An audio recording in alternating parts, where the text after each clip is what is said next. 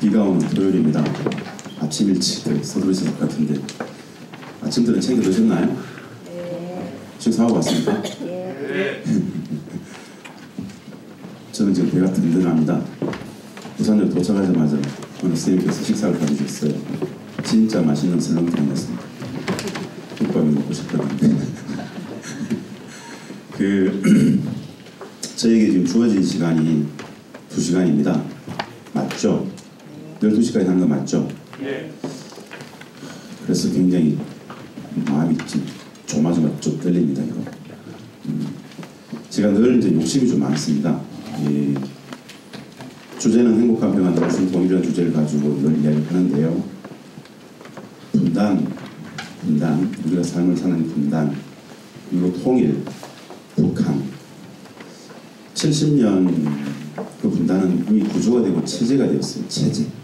분단 체제라는 말 들었을 겁니다.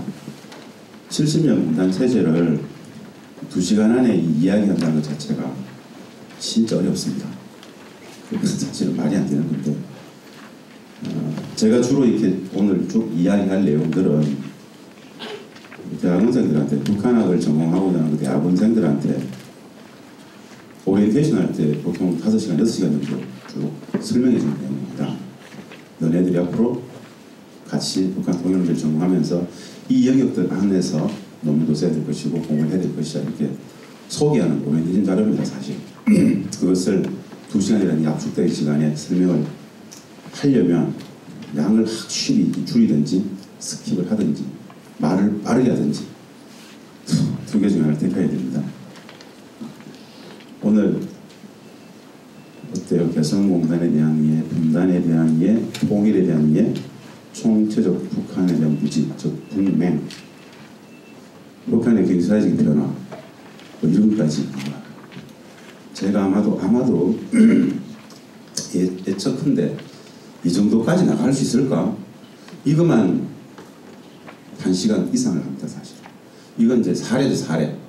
총체 북한 문제 사례로서 이야기를 하고 본 강의는 여기서부터 시작됩니다. 이 정도면 끝날 것 같은 느낌. 2시간이라는 시간이 그렇습니다. 70년 분단 체제를 담기에는 매우 짧은 시간인데요. 그럼에도 불구하고 개성적인 완결적인 어떤 구성을 에이키스를 뽑아가지고 말씀 좀 드리겠습니다. 분단만 하더라도 말입니다. 오늘 저는 약 한 10분 정도밖에 말씀 안 드릴 겁니다. 근데 분단 체제만 대학원생들한테는 3시간씩 한 3주, 4주를 강의를 해야 됩니다. 근데 분단에 대해서 이 통곡한 분단 체제를 살아감에도 불구하고 우리는 분단을 전혀 모르거든요. 분단 체제가 가르치지 않기 때문에 통일을 이야기함에도 불구하고 사실 통일에 대해서 다들 잘 몰라요. 결론적으로는 평화가 통일인데 평화의 오랜 과정이 통일인데 누구도 그렇게 이해하지 않습니다. 우리에게 학생들 손 한번 들어보세요. 학생들 여러분들 희망입니다. 손 안 드신 분들은 여러분들의 보조자입니다. 학생들 혹시 대한민국의 공식 통일 방안 아세요? 우리 대한민국의 국가의 공식 통일 방안 들어본 적 없죠? 30년 되어가는 29년째 맞이하는 대한민국의 공식 통일 방안이 있습니다. 이름은 아주 좋아요. 민족 공동체 통일 방안. 민족 공동체 통일 방안이라는 통일 방안이 있습니다. 근데 중요한 건 국가가 안 가르치기 때문에 아무도 몰라요. 그래도 통일 방안조차도 모릅니다. 학생들 혹시 남과 북은 이미 통일 방안을 합의했다는 사실을 알아요? 몰라요. 그런 일이 있었나요? 남과 북은 이미 통일 방안을 합의했어요. 근데 왜 모를까요? 분단체제는 가르치지 않죠. 나쁜 거예요. 그 통일 방안 합의한 게 말입니다. 우리 대한민국의 공식 통일 방안으로 합의했어요. 우리 대한민국 공식 통일 방안대로 합의를 했어요. 국민들 이걸 물었을 때 몇 프로가 알까요? 0.3%. 저는 대단하다고 생각해요. 그 0.3%는 알잖아. 그래도 1000명 중에 3명은 알아요. 근데 997은 몰라요. 뭐 이상하지 않아요? 왜 이렇죠? 엄혹한 분단 체제를 살아가는데 국민 불행의 구조적 근원인 분단을 넘어서 평화 통일로 가야 되는 되게 장전을 만들어 놓고도 가르치지 않고 있다는 거예요. 그만큼 우리는 북맹이라고 해요. 북도 모르고 통일도 모르고 남북관계도 다 모른다. 안 가르치니까 모르는 겁니다. 몰라서 모르는 게 아니고 그냥 누구도 가르쳐주지 않았기 때문에 모르는 거죠. 그렇기 때문에 이 전체를 이야기한다는 게 지금 시간이 빠듯하겠죠. 자, 행복한 평화 너무 쉬운 통일 이해되시죠? 행복한 평화 이해되시죠? 네. 너무 쉬운 통일도 이해됩니까? 너무 쉬운 통일 이해됩니까? 아, 다들 막 말도 안 되는 소리 속으로 그렇게 할 거예요. 진짜 쉽습니다. 통일은 알면 진짜 쉽습니다. 모르면 거의 불가능해요. 지금 전혀 있을 수 없는 일이죠. 통일은 알면 여러분들 집에 가서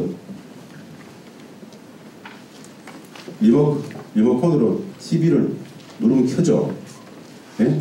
쉽죠? 딱 누르면 켜지잖아요. 근데 TV 기능을 잘 모르는 사람은 리모컨을 가지고 뭔가를 켤 수 있다는 자체를 모르면 TV 킨다는 것은 진짜 어려운 거예요. 통일을 알면 진짜 쉽습니다. 고개 한번 끄덕이면 그게 통일이다. 고개 한번 끄덕이면 그게 통일이더라. 상징적으로 그렇다는 것이죠. 그 말씀대로 드려보려고 합니다. 행복한 평화 너무 쉬운 통일.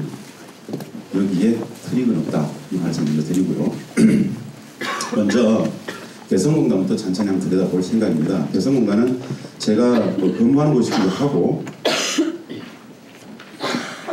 제가 근무하기 때문에 개성공단을 소개하려고 하는 거 아닙니다. 무엇을 이야기하고 싶어서 개성공단을 먼저 들었느냐. 이 강의를 들감에 있어서 제가 전제적 관점에서 몇 가지 한 3개 정도 말씀을 드립니다.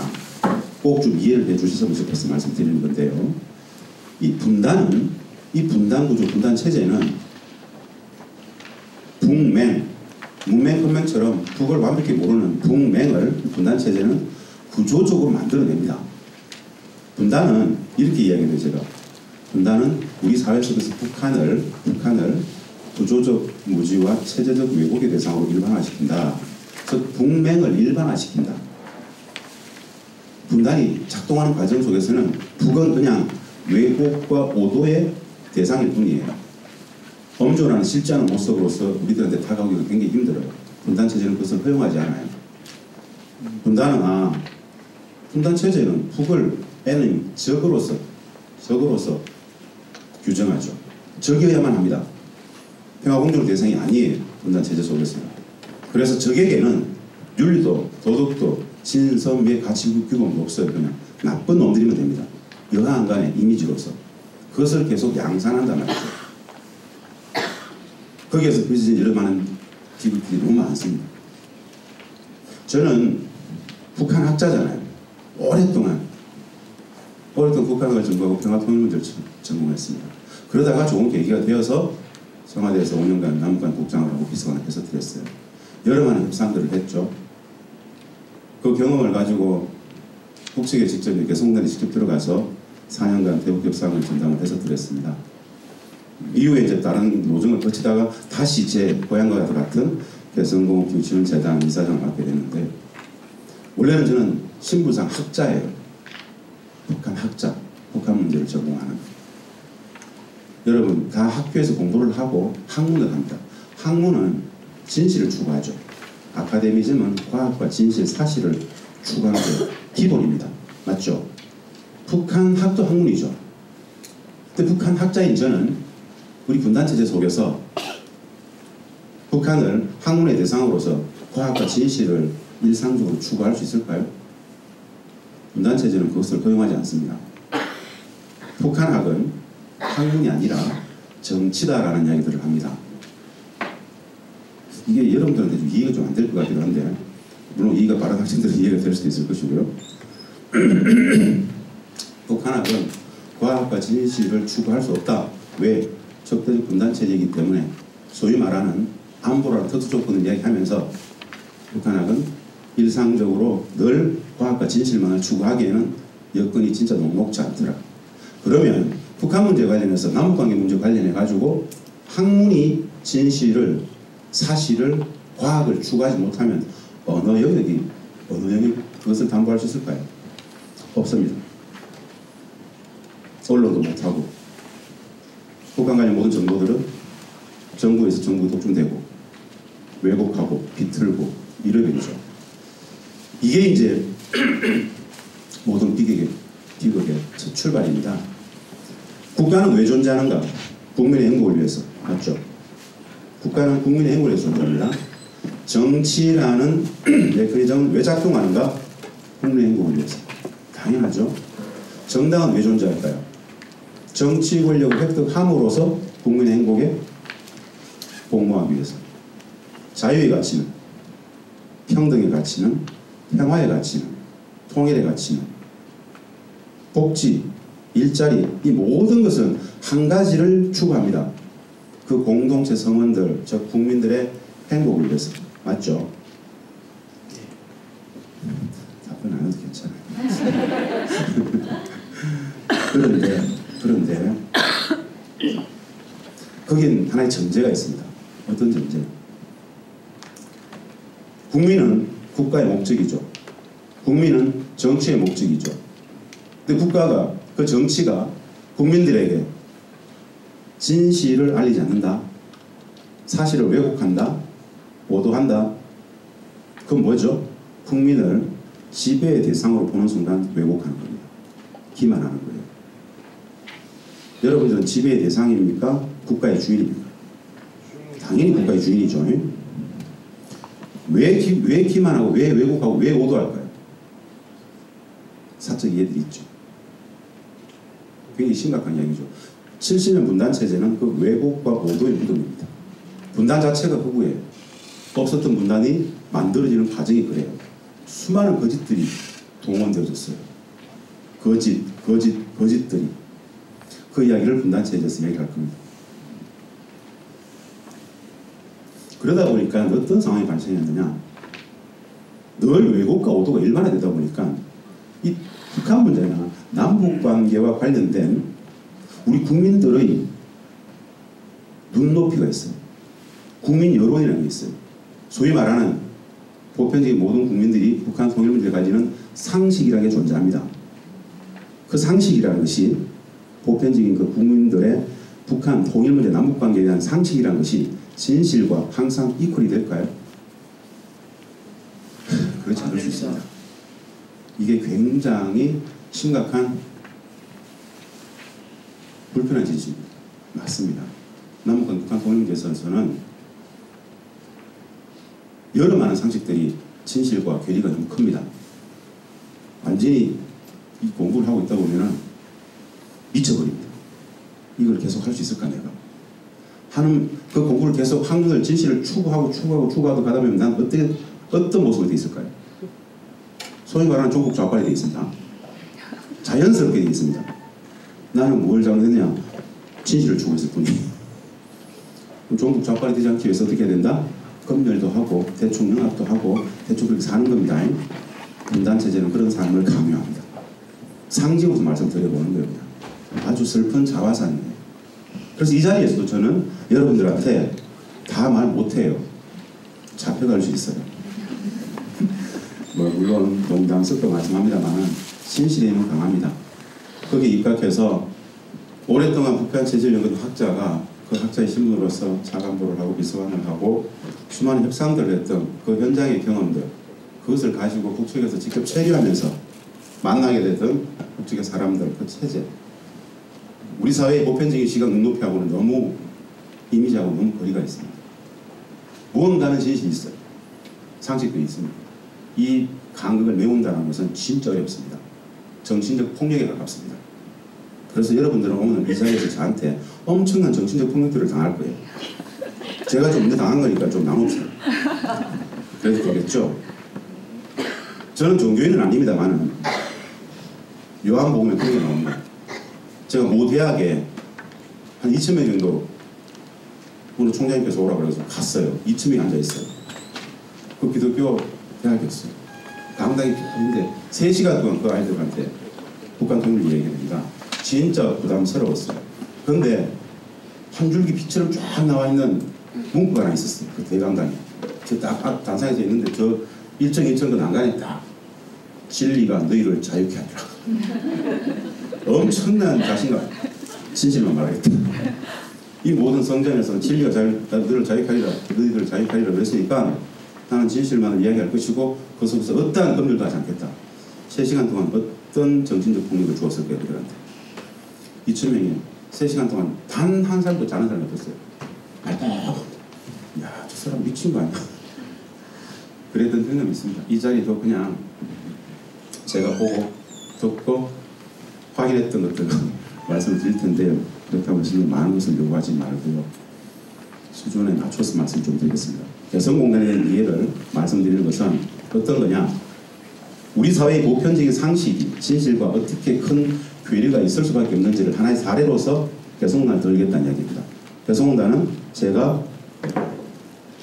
4년간 근무했던 곳이기도 하고 최초의 한반도 평화체의 담당관으로서 개성공업취급법을 남과 북이 협상을 할 당시에 청와대에서 그 협상의 컨트롤 타워였어요. 개인적으로 굉장한 경험이었죠. 저 협상에 진두지를 해봤기 때문에 공단이 어떻게 생겼고 이후에 어떻게 전개가 됐고 지금의 모습도 제일 잘 알죠. 개성공단의 사례는 다른 게 아닙니다. 우리 국민들이 보편적으로 알고 있는 공단의 모습과 진실은 이만큼 다릅니다라는 이야기를 할 거예요. 그러면서 내가 분단을 지적을 할 겁니다. 분단은 원래 그런 겁니다. 첫 번째 개성공단으로 가보겠습니다. 인식의 전제 이런 것들 여러분들 다 하신다고 보고요. 다 아시죠 이거? 왜 평화통일입니까? 아까 분명히 말씀드렸습니다. 국민의 노을. 분단은 국맹을 체제적으로 일반화하더라 말씀드렸죠. 분단은 국맹을 일반화한다. 구조적 문제와 체제적 외교의 대상이 북한일 수밖에 없다. 북한학은 정치더라. 북한 남북문과 관련된 상식과 진실의 간거 불편한 이야기입니다. 이것을 마주해야 됩니다. 이제 개성공단입니다. 지금 보시는 이 개성공단 1당에 100만 평. 전제적 관점에서 말씀드립니다. 개성공단과 같은 남북경협은 남과 북의 경제협력, 남북경협. 남북경협은 말입니다. 원래 우리가 북측을 한 10년 정도 설득해서 하게 됩니다. 남북의 경제협력은 북측이 하자는 게 아닙니다. 우리가 북측을 진짜 어떤 설득합니다. 야들아 좀 하자. 중국의 고도경제 성장 속에서 우리 대한민국의 산업이 대부분 다 추월 당합니다. 지금은 다 추월 당했습니다. 사실은 IT조차도. 90년대 중후반 2000년 초반이 되면은 노동집행적인 산업은 이미 다 추월 당하죠.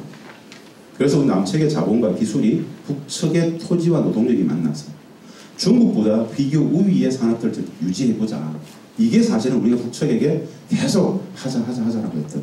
북측은 진짜 시큰둥이었어요. 굳이 관심이 없었습니다. 무엇에 관심이 없었다? 여러분들은 진짜 이해가 안 될 겁니다. 북측은 돈에 별로 관심이 없었습니다. 우리는 돈에 관심이 많았어요. 우리는 개성공단을 한마디로 이야기하면 남측의 자본과 기술이 들어가서 북측의 토지와 노동력이 만나서 평화도 제도화시키고 경제도 번영을 시킨다. 적대적인 군사적 긴장을 허물고 평화를 제도화시키기 위해서 경제적 방식을 채택한 것이 바로 개성공단입니다.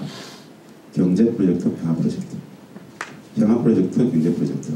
그래서 평화를 위한 경제, 경제를 위한 평화 이런 이야기를 했었습니다. 이게 상징이었어요. 북측은 개성공단을 왜 했을까요? 우리는 그렇다 치고 우리야 뭐 경제다 평화다 좋잖아요. 북측은 왜 개성공단을 했을까요? 우리 사회에서 보편적으로 북측이 개성공단을 한 이유와 관련해가지고 가장 도드라지게 나오는 담론의 수준이 뭐냐면 돈줄과 달러박스라는 개념이 나옵니다. 경제적 관점에서 했다 이런 이야기를 합니다. 맞죠? 들어보셨죠? 거짓말입니다. 그냥 거짓말이 아닙니다. 사악한 거짓말입니다. 사악할 필요까지 없는데 말입니다. 왜 그런 거짓을 북측은 왜 했을까요? 북측은 개성공단을 왜 했을까요?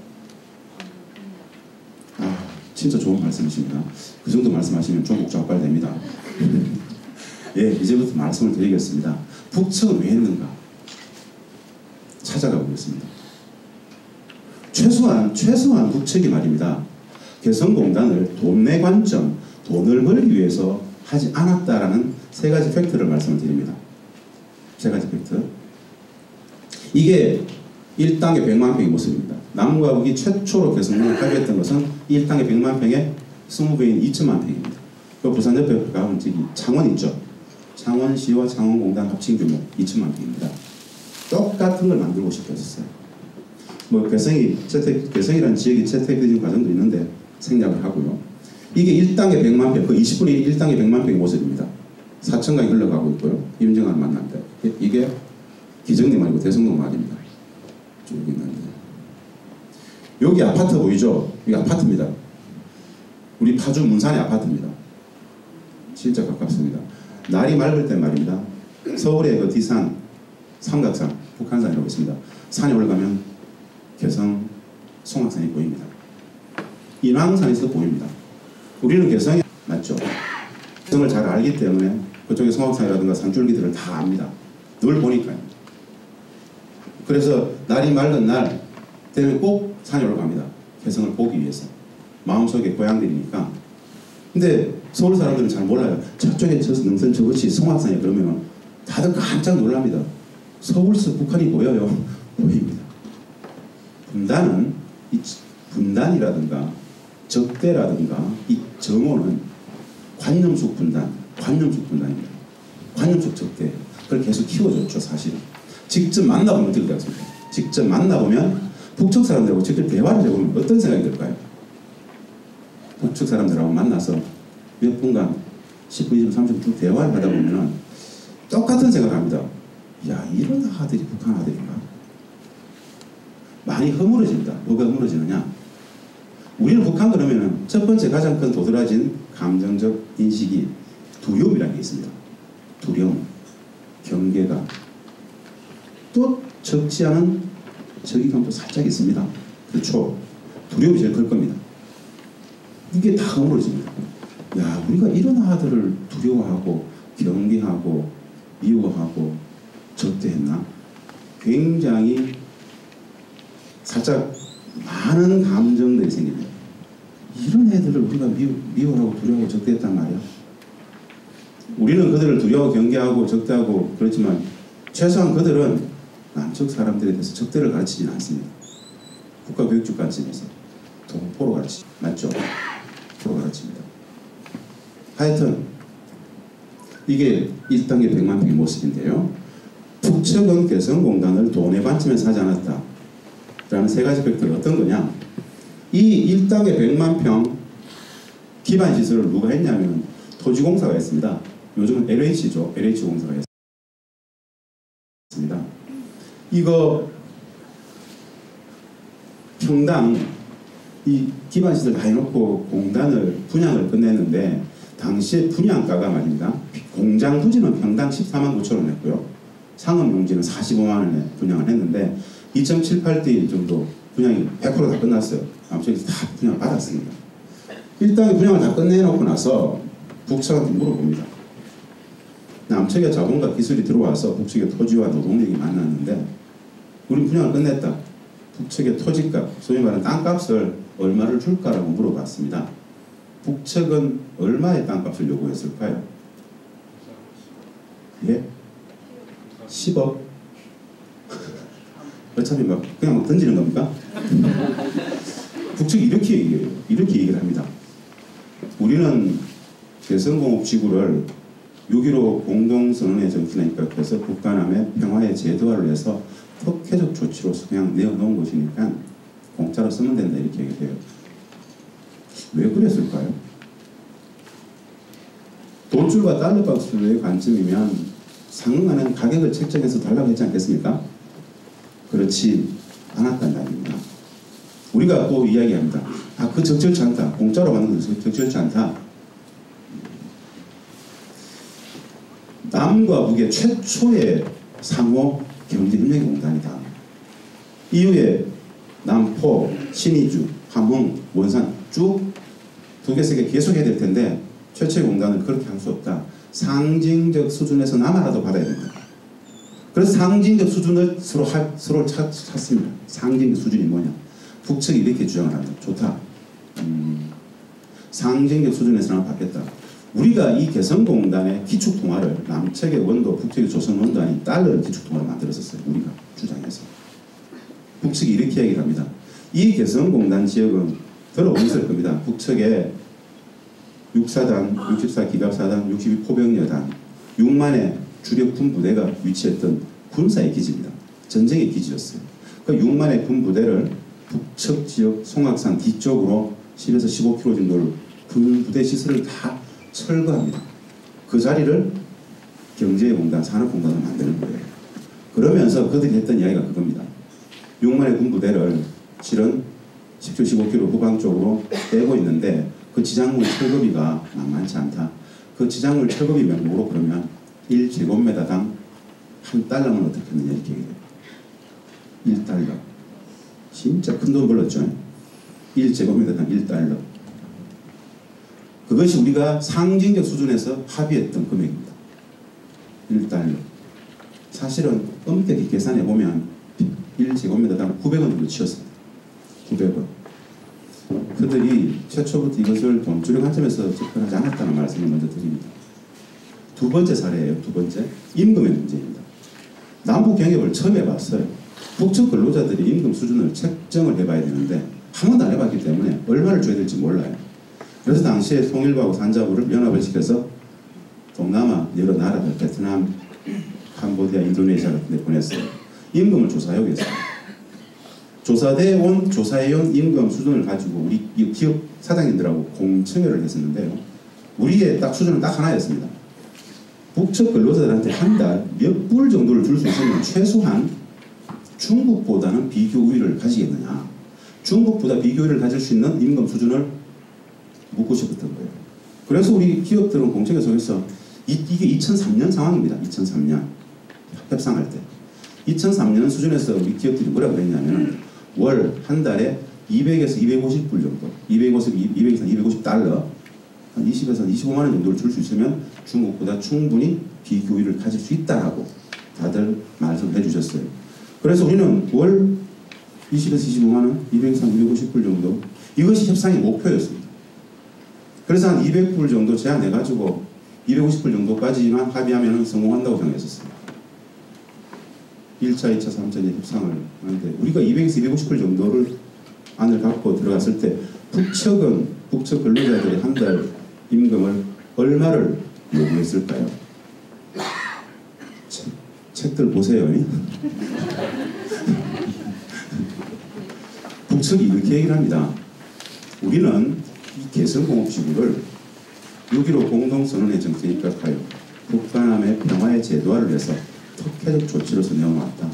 월 50불이면 된다 이렇게 얘기해요. 50불. 한 달에 50불이면 5만 5천 정도 됩니다. 맞죠? 얼마나 감사한 일입니까? 협상을 할 것도 없어요. 바로 서명했어요. 땡큐. 고맙습니다.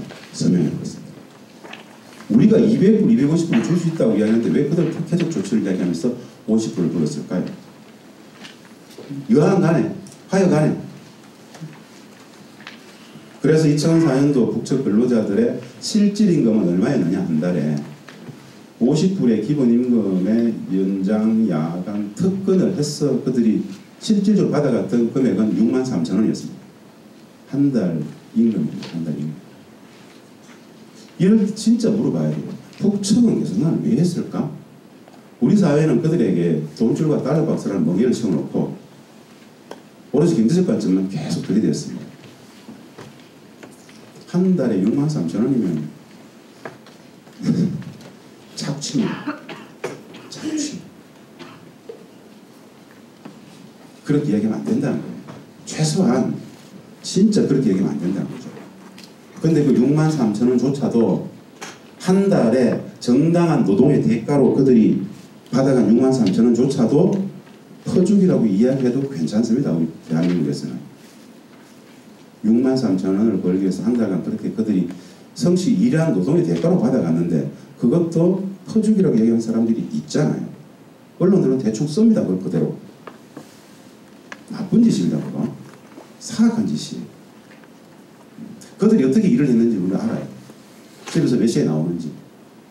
4시간 5시에 일어나가지고 개성 시내까지 걸어오던 자전거를 타고 와서 개성에서 버스를 타고 출근해서 6시 퇴근했는데 보통 연장 8시, 2시간 연장을 끝내고 씻고 그들이 다시 집에 도착하는 시간은 보통 밤 11시에 2시입니다. 그렇게 엄혹하게 일을 한 대가로서 그들이 받았던 것이 6만 3천 원이에요. 그것조차도 그렇게 못마땅했던 사악한 사람들이 있습니다. 모르기 때문에. 두 번째 팩트였어요. 그들은 돈줄의 관점에서 개성을 보지 않았다는 말씀을 드리고 싶은 겁니다. 세 번째는 또 임금 문제입니다. 이 개성공업지구법은 말입니다. 북측의 북측 근로자들의 이 임금의 수준을 매년 7월에 협상을 해서 그 다음에 임금의 수준을 합의할 수 있도록 만들어놨어요. 근데 우리가 강력하게 주장을 해가지고 아무리 많이 올려도 1년에 5% 이상을 못 올리겠다 막아놨어요. 임금 상한선을 5%를 딱 잡아놨어요. 중국이 엄청나게 매년 40, 50% 막 올려가지고 중국 나가다가 다 유턴했거든요. 그것이 그런 트라우마가 있어가지고 우리 기업들이 계속 요구했던 게 임금 상한을 잡아달라. 아무리 많이 올려도. 그래서 5%를 묶어놨어요. 2004년도 처음으로 북측 근로자들의 2005년 임금 책정을 해서 협상을 들어갑니다. 7월에 해야 되니까. 2004년 북측 근로자들의 임금은 50불이었잖아요. 기본임금 50불. 2004년 7월에 이 50불에서 많이 올려줄 수 있으면 5%를 올려줄 수 있습니다. 50불에 5%는 2.5불이죠. 2,500원 정도 됩니다.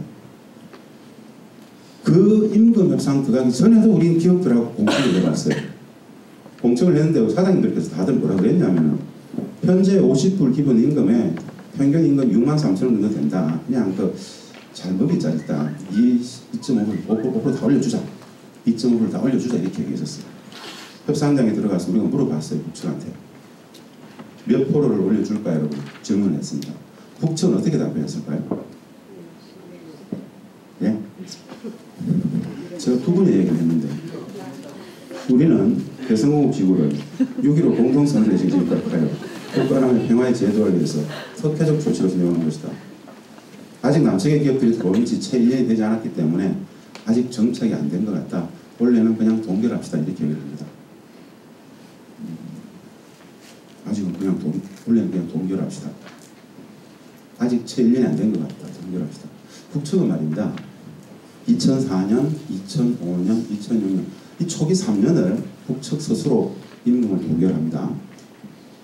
북측은 개성공단을 왜 했을까요? 혼란스럽습니까? 제가 말씀드렸잖아요. 우리는 개성공업지구를 북반함의 평화의 제도화를 위해서 특혜적 조치로서 한 거예요. 그런데 말입니다. 부산역 앞에 나가서 누군가가 서울역 앞에 나가서 누군가가 북한의 김정일 국방위원장은 북한은 개성공단을 북반함의 평화의 제도화를 위해서 특혜적 조치, 즉 평화를 위해서 개성공단을 했대. 이런 말을 누가 할 수 있을까요? 맞아 죽을 수 있습니다. 큰일 납니다. 그런 얘기는 함부로 하면 안 됩니다. 무엇이 진실일까요? 무엇이 진실일까요? 무엇이 상식이죠? 상식과 진실 사이에는 서로 공존하는 간극이 있습니다. 너무 차이가 나죠. 개성에서 오랫동안 일을 하고 있으면 그런 생각이 듭니다. 사람과 사람 간에는 말입니다. 그러니까 이 기란이 그럽니다. 느낌을 알아요. 상호간의 관계를 알아요. 얘가 나에게 호의가 있는지, 적의가 있는지, 관심이 있는지, 없는지 분명히 압니다. 같은 공간에서. 거기에서 느끼는 감정들이라는 게 있어요. 늘 그들은 진짜 순박합니다. 진짜 순박합니다. 한마디로 굉장히 순수해요. 착해요. 맑아요. 그것을 그렇게 겪었는데 확인했는데 안 그렇다고 이야기할 수가 없어요. 책에서 본 게 아니고 이론이 아니고 생활하다 보면 대부분 그래요. 대부분 그래 착해요. 헌신적이고. 혹시 이런 생각 한번 해보셨어요? 적대적 군단 체제가 활용하는 그런 거 말고 말입니다. 우리가 북을 이야기할 때 이렇게 얘기합니다. 아주 엄목한 포갑지기 체제라고 그러잖아요. 포갑, 감시, 세뇌, 비슷한 범주들 인식이 있죠. 사람이라는 것은 말입니다. 한 사회의 표징이에요. 억압, 포갑, 폭력, 감시, 통제, 세뇌 이것이 만연한 사회 속에서 어떻게 그 사회의 그 사람들은 그렇게 착할까요? 순수하고 희생정신이 강하고 헌신적이고 맑아요. 이게 이퀄이 안 돼요. 하나는 분명히 거짓말 같아요. 이 사람들은 한 사회의 표징인데 어떻게 이렇게 순수하고 맑지 사람들이 이렇게 착할 수 있을까? 그 포갑적인 감시체제 속에서 어떻게 이런 인간 행동이 나올까? 이해가 되지 않습니다. 무조건 하나는 틀렸어요. 자신합니다. 뭘까요? 이런 건 여러분들한테 정신적 풍익이 될 수 있습니다. 제가 순수하다, 맑다 막 이야기했잖아요. 지금 국가보안법 위반 안 됩니다. 이제는 그런 것도 이야기할 수 있어야 됩니다. 예. 근데 적대적 분단체제는 그런 이야기 하지 않습니다. 정반대 이야기들을 계속 양산하려고 합니다. 그래야 분단체제가 유지되니까. 제가 개성공단의 사례를 보면서 그들은 최소한 돈줄과 딸것 같은 관점에서 공단을 하지 않았다는 한 사례를 그냥 설명을 드려본 거예요. 내용 자체가 굉장히 부담스럽겠지만 그랬구나. 사진 보겠습니다. 누가 먼저 우리가 평화 프로젝트, 경제 프로젝트였다. 부공개선을 왜 했는가? 평화를 위해서. 믿거나 안 믿거나 인식하든 인식하지 않든 관계없이. 예, 개성공단의 모습입니다. 6만의 군 부대가 있었던 북쪽으로 뺐던 그 지역입니다. 이렇게 공단을 만들었죠.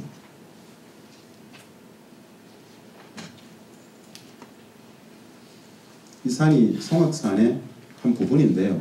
북쪽 사람들은 송악산을 어머니산, 오마니산, 어미산이라 그런다라는 건 정도는 알고 계시면 재밌습니다. 누워있는 엄마의 모습입니다. 보여요? 얼굴, 목 맞습니다. 북쪽 사람들은 송악산이라고 거의 안 부릅니다. 오마니산이라고 그래요. 오마니산. 이 밑에 마늘대라든가 주옥이 있습니다. 멀리서 보면 진짜 아름다운 여인이 딱 누워있는 긴 생머리를 딱 늘어뜨리고 계시는 그런 모습입니다. 네. 2천만 평, 50만 명의 대도시, 2012년까지 완성하고자 했던 저 공단은 여러분 또 다른 불편한 진실에 우리는 또 천착해야 됩니다. 공단은 언제부터 비정상이 됐을까요? 2003년에 착공해서 2000년 8월에 합의했습니다. 2003년에 착공해서 2004년부터 제품을 만들어내요. 5년, 6년, 7년. 그래서 공단은 2008년 2월부터 비정상이 됩니다. 그 다음 글자로처럼 그냥 개성공단과 관련됐던 남과 북의 합의들이 참 많습니다. 2008년 상반기에 우리 정부가, 이명박 정부가 그 모든 합의들을 다 그냥 부정해버립니다. 국민들한테는 알릴 필요가 없잖아요. 그냥. 일방적으로 그냥 폐기해도 괜찮아요. 뭐 남북관계 그 정도야 뭐 엎을 수 있지 않습니까? 엄중한 분단체제가 있는데 약속을 맞습니다. 약속 우리가 다 깨버립니다. 국민들은 몰라도 되잖아요. 어차피 지배의 대상이니까. 그 정도의 왜곡들은 오도들은 뭐 이명박 정부는 말입니다. 개성공단을 닫으려고 했었어요. 2008년 상반기에 들어오자마자 무엇을 했느냐. 우리가 일방적으로 개성공단을 닫을 경우에 어떤 일이 발생할 수 있는지에 대한 위기관리의 컨텐전시 프레임을 짰습니다. 대외비로 비밀스럽게 연구 영역을 줬었어요. 왜 잘 돌아가던 공단을 그렇게 닫으려고 했을까요? 월 50불, 한 달에 6만 3천 원밖에 안 주는 노동집약적인 업종들이 대부분 들어가지 않습니까? 소위 말하는 저임금 보고 간 거예요. 250불까지는 줄 수 있다고 생각했던 사람들이 50불을 주게 됐어요. 거기 들어갔던 기업들은 참으로 엄청난 돈을 벌었겠죠. 노임도 수준에서 들어갔으니까. 그렇게 어마어마한 곳인데 이명박 정부는 그걸 닫으려고 해요. 비정상이 2008년부터 사실 오게 됐습니다. 국민들은 모릅니다. 정부가 발표하지 않았고 내부 정책적으로 동결시켜버렸기 때문에. 그래서 아까 봤던 이 사진 있죠. 이 사진 보시면 이게 1단계 100만 평의 모습인데 이 사진은 2015년 사진입니다. 여기에 들어와 있는 분양은 다 됐다고 그랬는데 공장이 들어서 있는 부지는 38%밖에 안 됩니다. 62%는 빈 땅이죠. 2008년 이전에 들어간 기업들만 공장을 지을 수 있었고 2008년 이후부터는 모두 못 들어가겠어요. 정부가 닫아야 될 것이기 때문에 한창 공장을 짓고 있었던 건물이 있습니다. 아파트 공장 같은 거 많아요. 공장 건축률이 80%가 안 되면 다 스톱시켜버렸어요. 못하게 했어요. 이것도 국민들은 모릅니다. 매우 큰 불편한 진실이죠. 개인의 재산에 엄청난 침해를 가한 게 사실. 그렇게 공단은 그냥 버려진 땅처럼 그냥 기존에 들어가 있었던 기업들만 가동이 될 수밖에 없었던 상황으로 갑니다. 2015년까지 쭉 2010년 돌다가 결국 우리가 또 닫게 되죠. 예, 불편한 진실을 말씀을 드렸습니다. 남북 공동번영은 평화 프로젝트다, 경제 프로젝트다, 뭐 이건 되었고요. 평화, 경제. 저는 공단을 4가지 관점에서 이야기를 합니다. 첫 번째 평화, 상호존중, 화해협력, 공동평화 번영의 장이들아 기본 이해가 되실 겁니다. 북측의 근로자 5만 5천 명, 5만 5천 명, 남측은 많을 땐 3천 명, 적을 땐 1,000명. 같은 공간에서 한 가지 일을 하죠. 같이 생산을 하면서 그곳에는 통일이니 평화니 이야기를 합니다. 그냥 생산만 합니다. 같은 공간에 있다 보니까 신압으로 부지불식간에 그냥 어울려서 서로가 서로를 닮아가게 돼요. 굉장한 곳이죠. 진짜 굉장한 곳입니다. 평화적 가치가 있습니다. 경제적 가치는 따로 말씀드리겠습니다. 얼마나 큰 경제적 가치를 가지는지. 북측의 토지와 노동력이 이렇게 만나 보니까 세계 최고의 경쟁력을 담보할 수 있습니다. 압도적인 경쟁력을 담보합니다. 산업적 관점에서 본다면 경제적 가치가 최고의 가치입니다. 또 다른 측면에서 안보적 가치가 있죠. 5만 5천 명, 1,000명 매일 수천 대 차량이 왔다 갔다 합니다. 본부자재 싣고 들어갔다가 완자품을 싣고 나와요. 물리적인 공단이잖아요. NLL이다, 휴전선이다, 우발적인 군사적 충돌들이 있다 하더라도 개성공단이라는 물리적 공단이 남북이 공동공단으로 가동을 하고 있었기 때문에 군사적 긴장이 에스컬레이팅 되는 것을 완충해줬어요. 안전핀의 역할을 했어요. 서로 남도 북도 어떤 2차 확전될 수 없는 제도적 장치로서 그것이 작동했다는 이야기입니다. 그리고 통일 문화의 미래적 가치가 있습니다. 다른과 차이들이 매일매일 소통되는 곳입니다. 남과 북은 사실은 체제와 제도가 다릅니다. 체제와 제도가 다르다는 이야기는 생활 양식과 가치 규범과 사고방식, 관습, 문화, 윤리, 도덕이 조금 다를 수 있다는 이야기입니다. 체제와 제도가 다르다는 것은. 그 체제와 제도의 다름들이 같은 공간에서 매일매일 소통을 해요. 말도 서로 섞죠. 서로 배워갑니다. 굉장한 경험입니다. 70년 분단체제의 다름들이 저곳에서 만나서 융화하면서 서로를 이해하게 됩니다. 몰랐기 때문에 서로 오해했잖아요. 미워하고 두려워하고. 만나보니까 대부분 다 고개가 끄덕여집니다. 오해가 이해로 바뀌는 데는 오랜 시간이 걸리지 않았어요. 분단체제로 봐서는 진짜 엄청난 곳입니다. 같이 생활하다 보니까 다 알게 돼요. 고개가 끄덕여집니다. 오해가 이해가 되는 순간 이미 저곳에는 갈등도 뭐도 없어요. 똑같은 사람들이 살아갑니다. 조금 다를 뿐. 우리가 다문화를 존중합니다. 다양성을 존중해요. 딱 그 정도의 수준이면 충분합니다. 말이 통하잖아요. 대화가 됩니다. 정서도 비슷해요. 고도의 집단주의 체제와 개인주의 사회, 자본주의 경제와 사회주의 경제, 요 다름들이 그냥 공존하는 것이죠. 통일 문화의 미래적 가치들이 여기에서 다 다른 데더라 하는 거죠. 그래서 개성공단을 보면 평화도 통일도 보인다라는 이야기를 합니다. 이론이 아닌 체험적인 실증적인 경험으로서 그래서 개성공단 모델을 이야기를 하는 겁니다. 앞에서 평화다, 경제다 보였는데 경제만 한번 따로 떼서 한번 보겠습니다. 어떤 경제적 가치가 있는지. 1대 30의 효과인데요. 1억 불 이하를 투입해서 GDP 기준으로 30억 불 이상을 생산해 옵니다. 굉장한 것입니다. 단순히 저임금의 문제만이 아니에요. 저생산성, 저고품질 구현 이런 부분들. 뭐 이런 이야기들도 있고 개성공단을 대체할 수 있는 공단은 전 세계 어디에 없다. 개성공단에서 돈을 못 벌면 이미 그것은 기업이 아니다. 이 두 문장이 상징하는 건 이 두 문장은 이제 우리 입주 기업 사장님들 하시는 말씀입니다. 사례로서 공단의 경쟁력을, 경제적 경쟁력을 말씀드리는 건데요. 그런 곳입니다.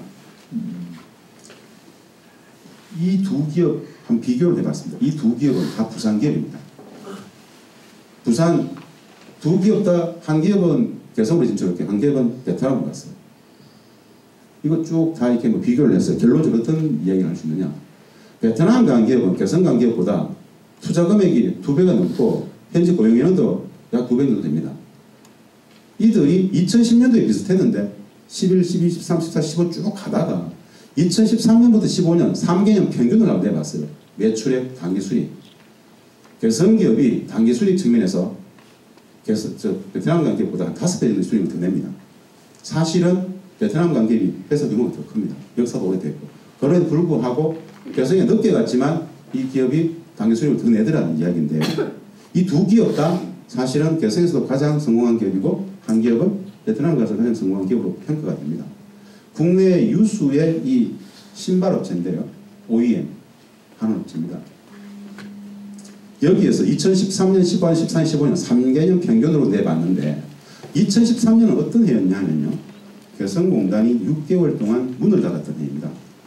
그럼에도 불구하고 저 정도의 단기 수익을 낼 수 있는 것이 데이터로서 이야기합니다. 굉장한 경제적 가치가 있습니다.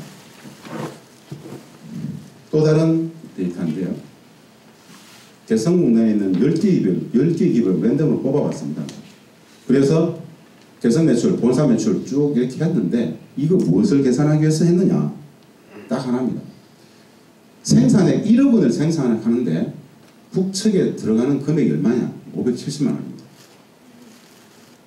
노임, 사회보험료, 보험료, 조세공과금 이런 것들 포함해서 570만 원 들어갑니다. 똑같은 조건에서 남측에서 임가공 하려면 8,300만 원 줘야 됩니다. 압도적이죠. 저런 공간이 없습니다. 특혜적 조치가 사실 맞습니다.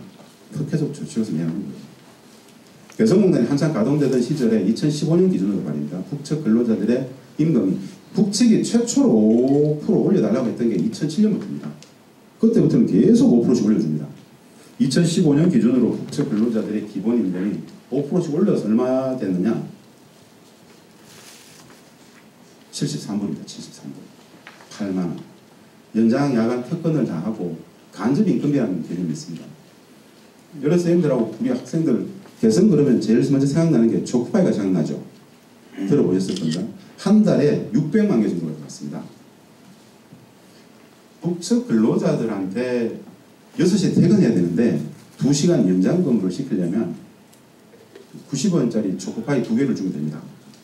이런 간접 임금이 다 포함해서 노임과 간접 임금이 다 포함해서 2015년 기준으로 월 15만 원이면 북측 근로자 한 명을 고용할 수 있었어요. 15만 원 정도.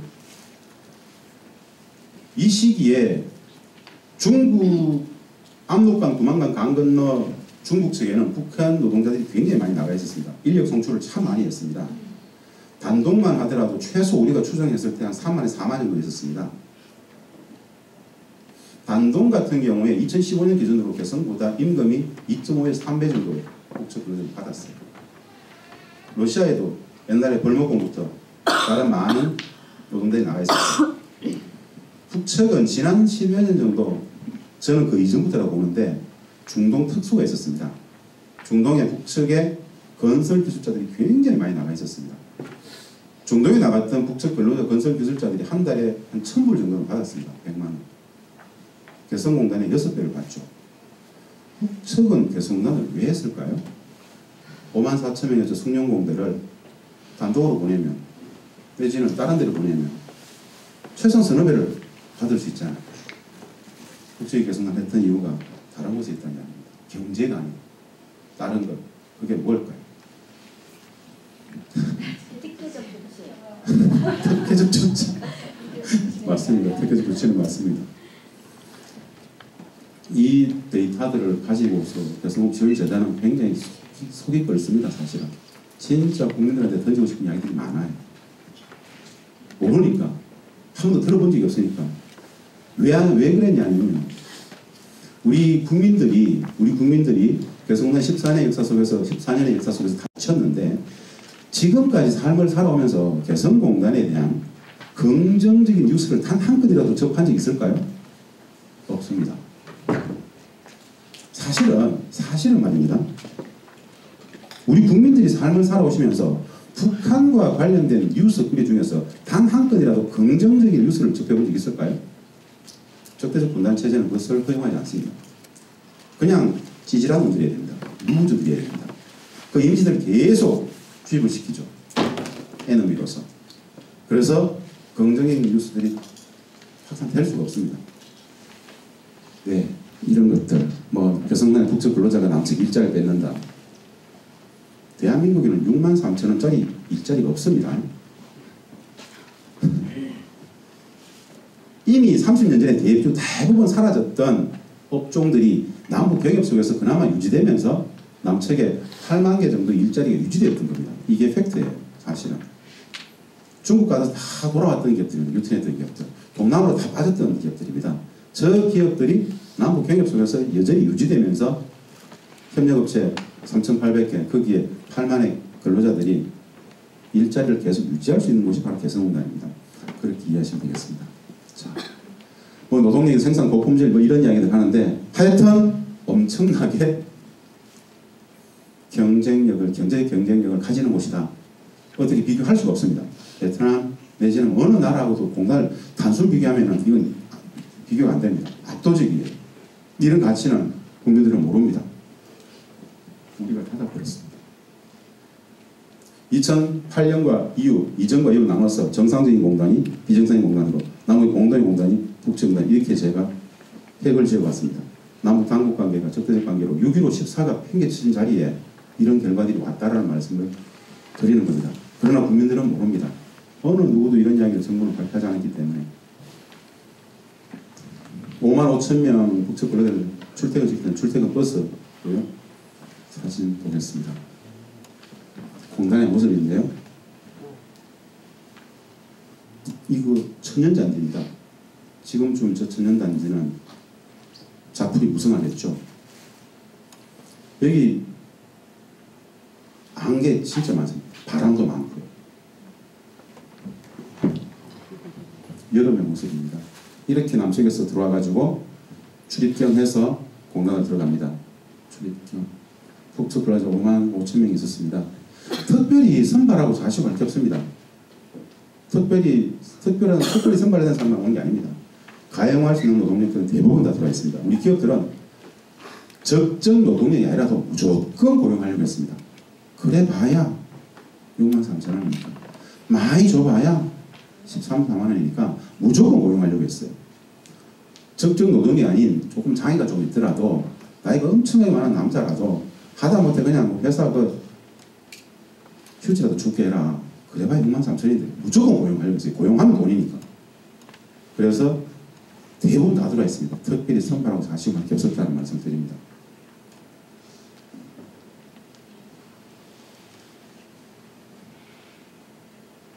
우리 학생들 여기 있는데 남측에서 유통되었던 전체 교복의 30%, 35%가 개성에서 만들었습니다.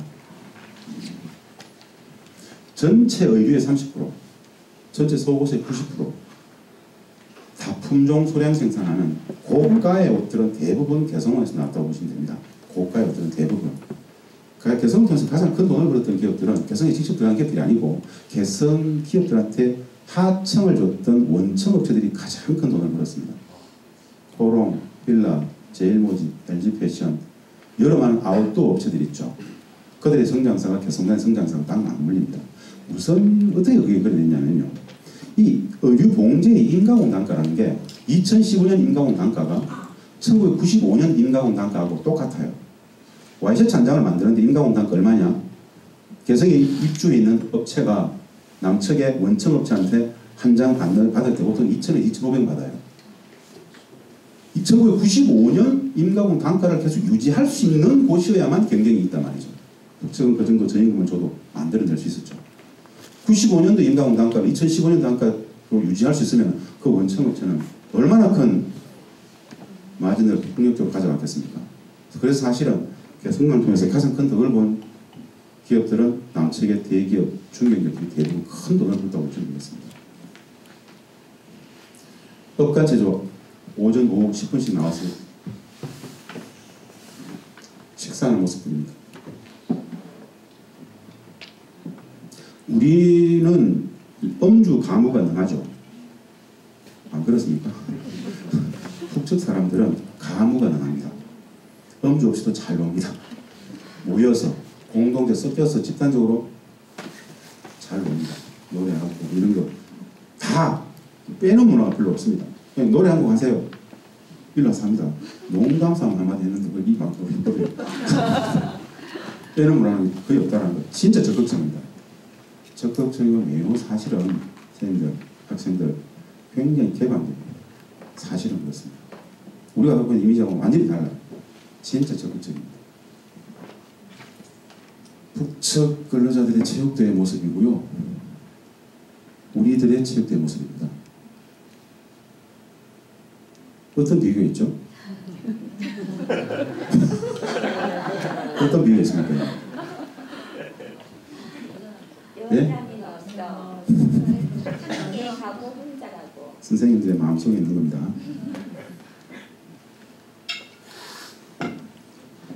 여성들 옷의 변화, 화장도 하고 옷도 변하고 남성이 섞여 있으면 말입니다. 다 배웁니다, 서로. 남자 우리가 가장 북측에 선물 많이 했던 게 화장품입니다. 화장품 이런 거 굉장히. 김태희 씨는 개성난 있을 때 들어가지고 패션쇼를 했었어요. 신혼에서.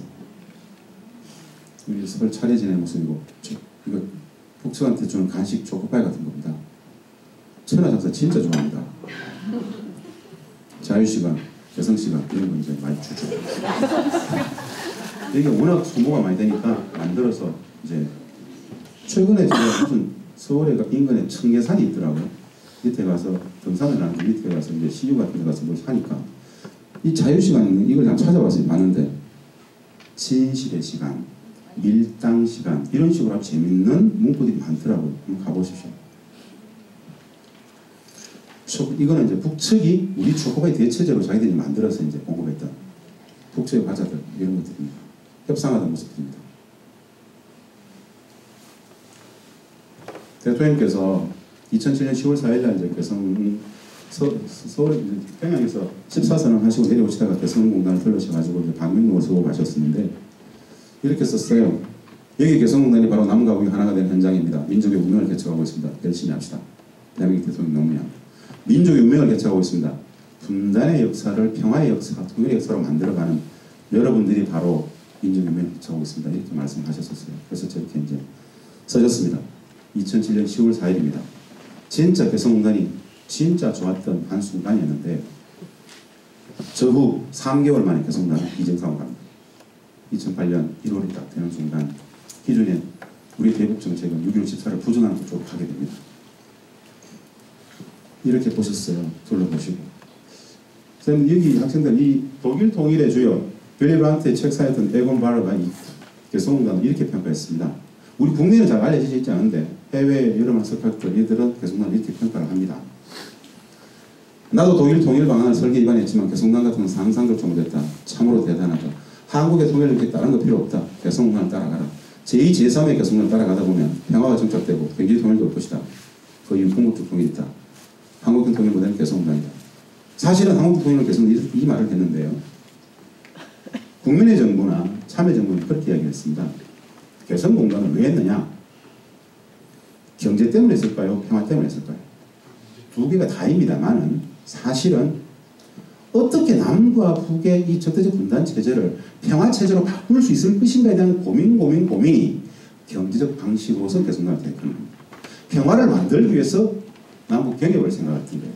남북 경협은 경제적 협력 자체에 경제적 가치가 있습니다만은 본질적 가치는 평화를 제도화하기 위해서 평화를 만들기 위해서 경제적 방식을 채택했다 이렇게 보시면 됩니다.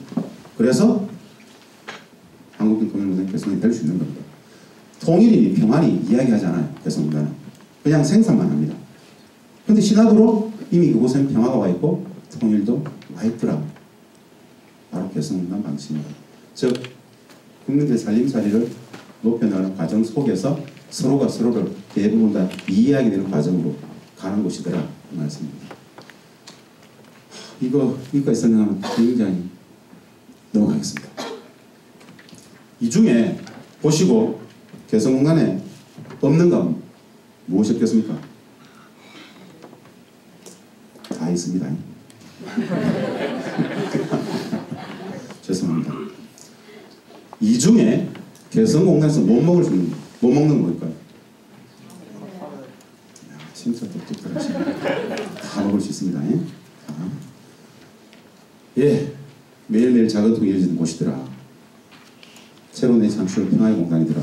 남북의 차이는 잘 관리해보니까 엄청난 에너지의 근원이더라. 물리학에 있어서 말입니다. 이 차이라는 것은 에너지의 원천입니다. 잘못 관리되어지면 충돌이 되죠. 잘 관리되어지면 상호 엄청난 시너지 효과를 낼 수 있는 에너지 원천입니다. 개성공단이 그것을 이야기합니다. 굉장한 곳입니다. 여기까지가 언젠가 이걸 제가 언제 썼는지 한번 썼어요. 2008년인가? 9년인가 썼던 일기를 가져오는데 한번 읽어보겠습니다. 만나보고 대화해보라.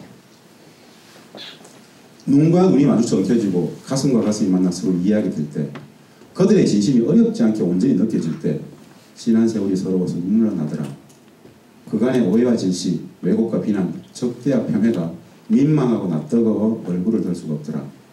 여전히 그 모두를 부정하는 엄혹한 분단체제의 일상적 왜곡과 오도, 그 무지몽매한 적대가 두렵고 서러워 어찌할 바를 모르겠더라.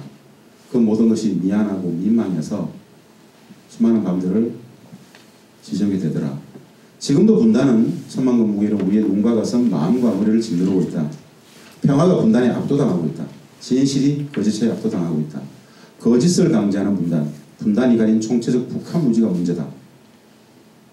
아는 만큼 보인다. 보이는 만큼 느끼고 느끼는 만큼 사랑할 수 있다. 결국 알아야 한다. 북을 알아야 한다. 북을 알면 이미 평화다. 이미 통일이다. 눈물 나는 평화 통일이다. 진리가 우리를 자유케 하리라. 진리가 우리를 평화로 행복케 하리라. 개성에서 만난 북적 사람들, 저만이 가지는 독특한 배경이 아닙니다. 개성에서 10년 있던 사람들, 14년 있던 사람들, 오래 있던 사람들 누구나 대부분 북에 대한 기본 이해가 전혀 없었던 사람들조차도 저 진심들은 어렵지 않게 느껴집니다. 사람과 사람 간에는 그냥 확인하지 않아도 느껴지는 기가 있습니다. 제가 나를 좋아하는지 싫어하는지 확실히 옵니다. 개성에서 오래 있었던 사람들일수록 이 감정들은 굉장히 큽니다. 그래서 개성을 한번 지금까지 하나의 사례로서 말씀을 드려보았습니다. 이거 넘어가겠습니다. 지금 시간이 어떻게 됐습니까? 11시 10분입니다. 그렇죠. 제가 말씀드렸다시피 이제 본론을 들어가야 되는데요. 본 강의에 들어가야 되는데 분담부터 해야 되는데 5분 쉬었다가 하겠습니다. 지금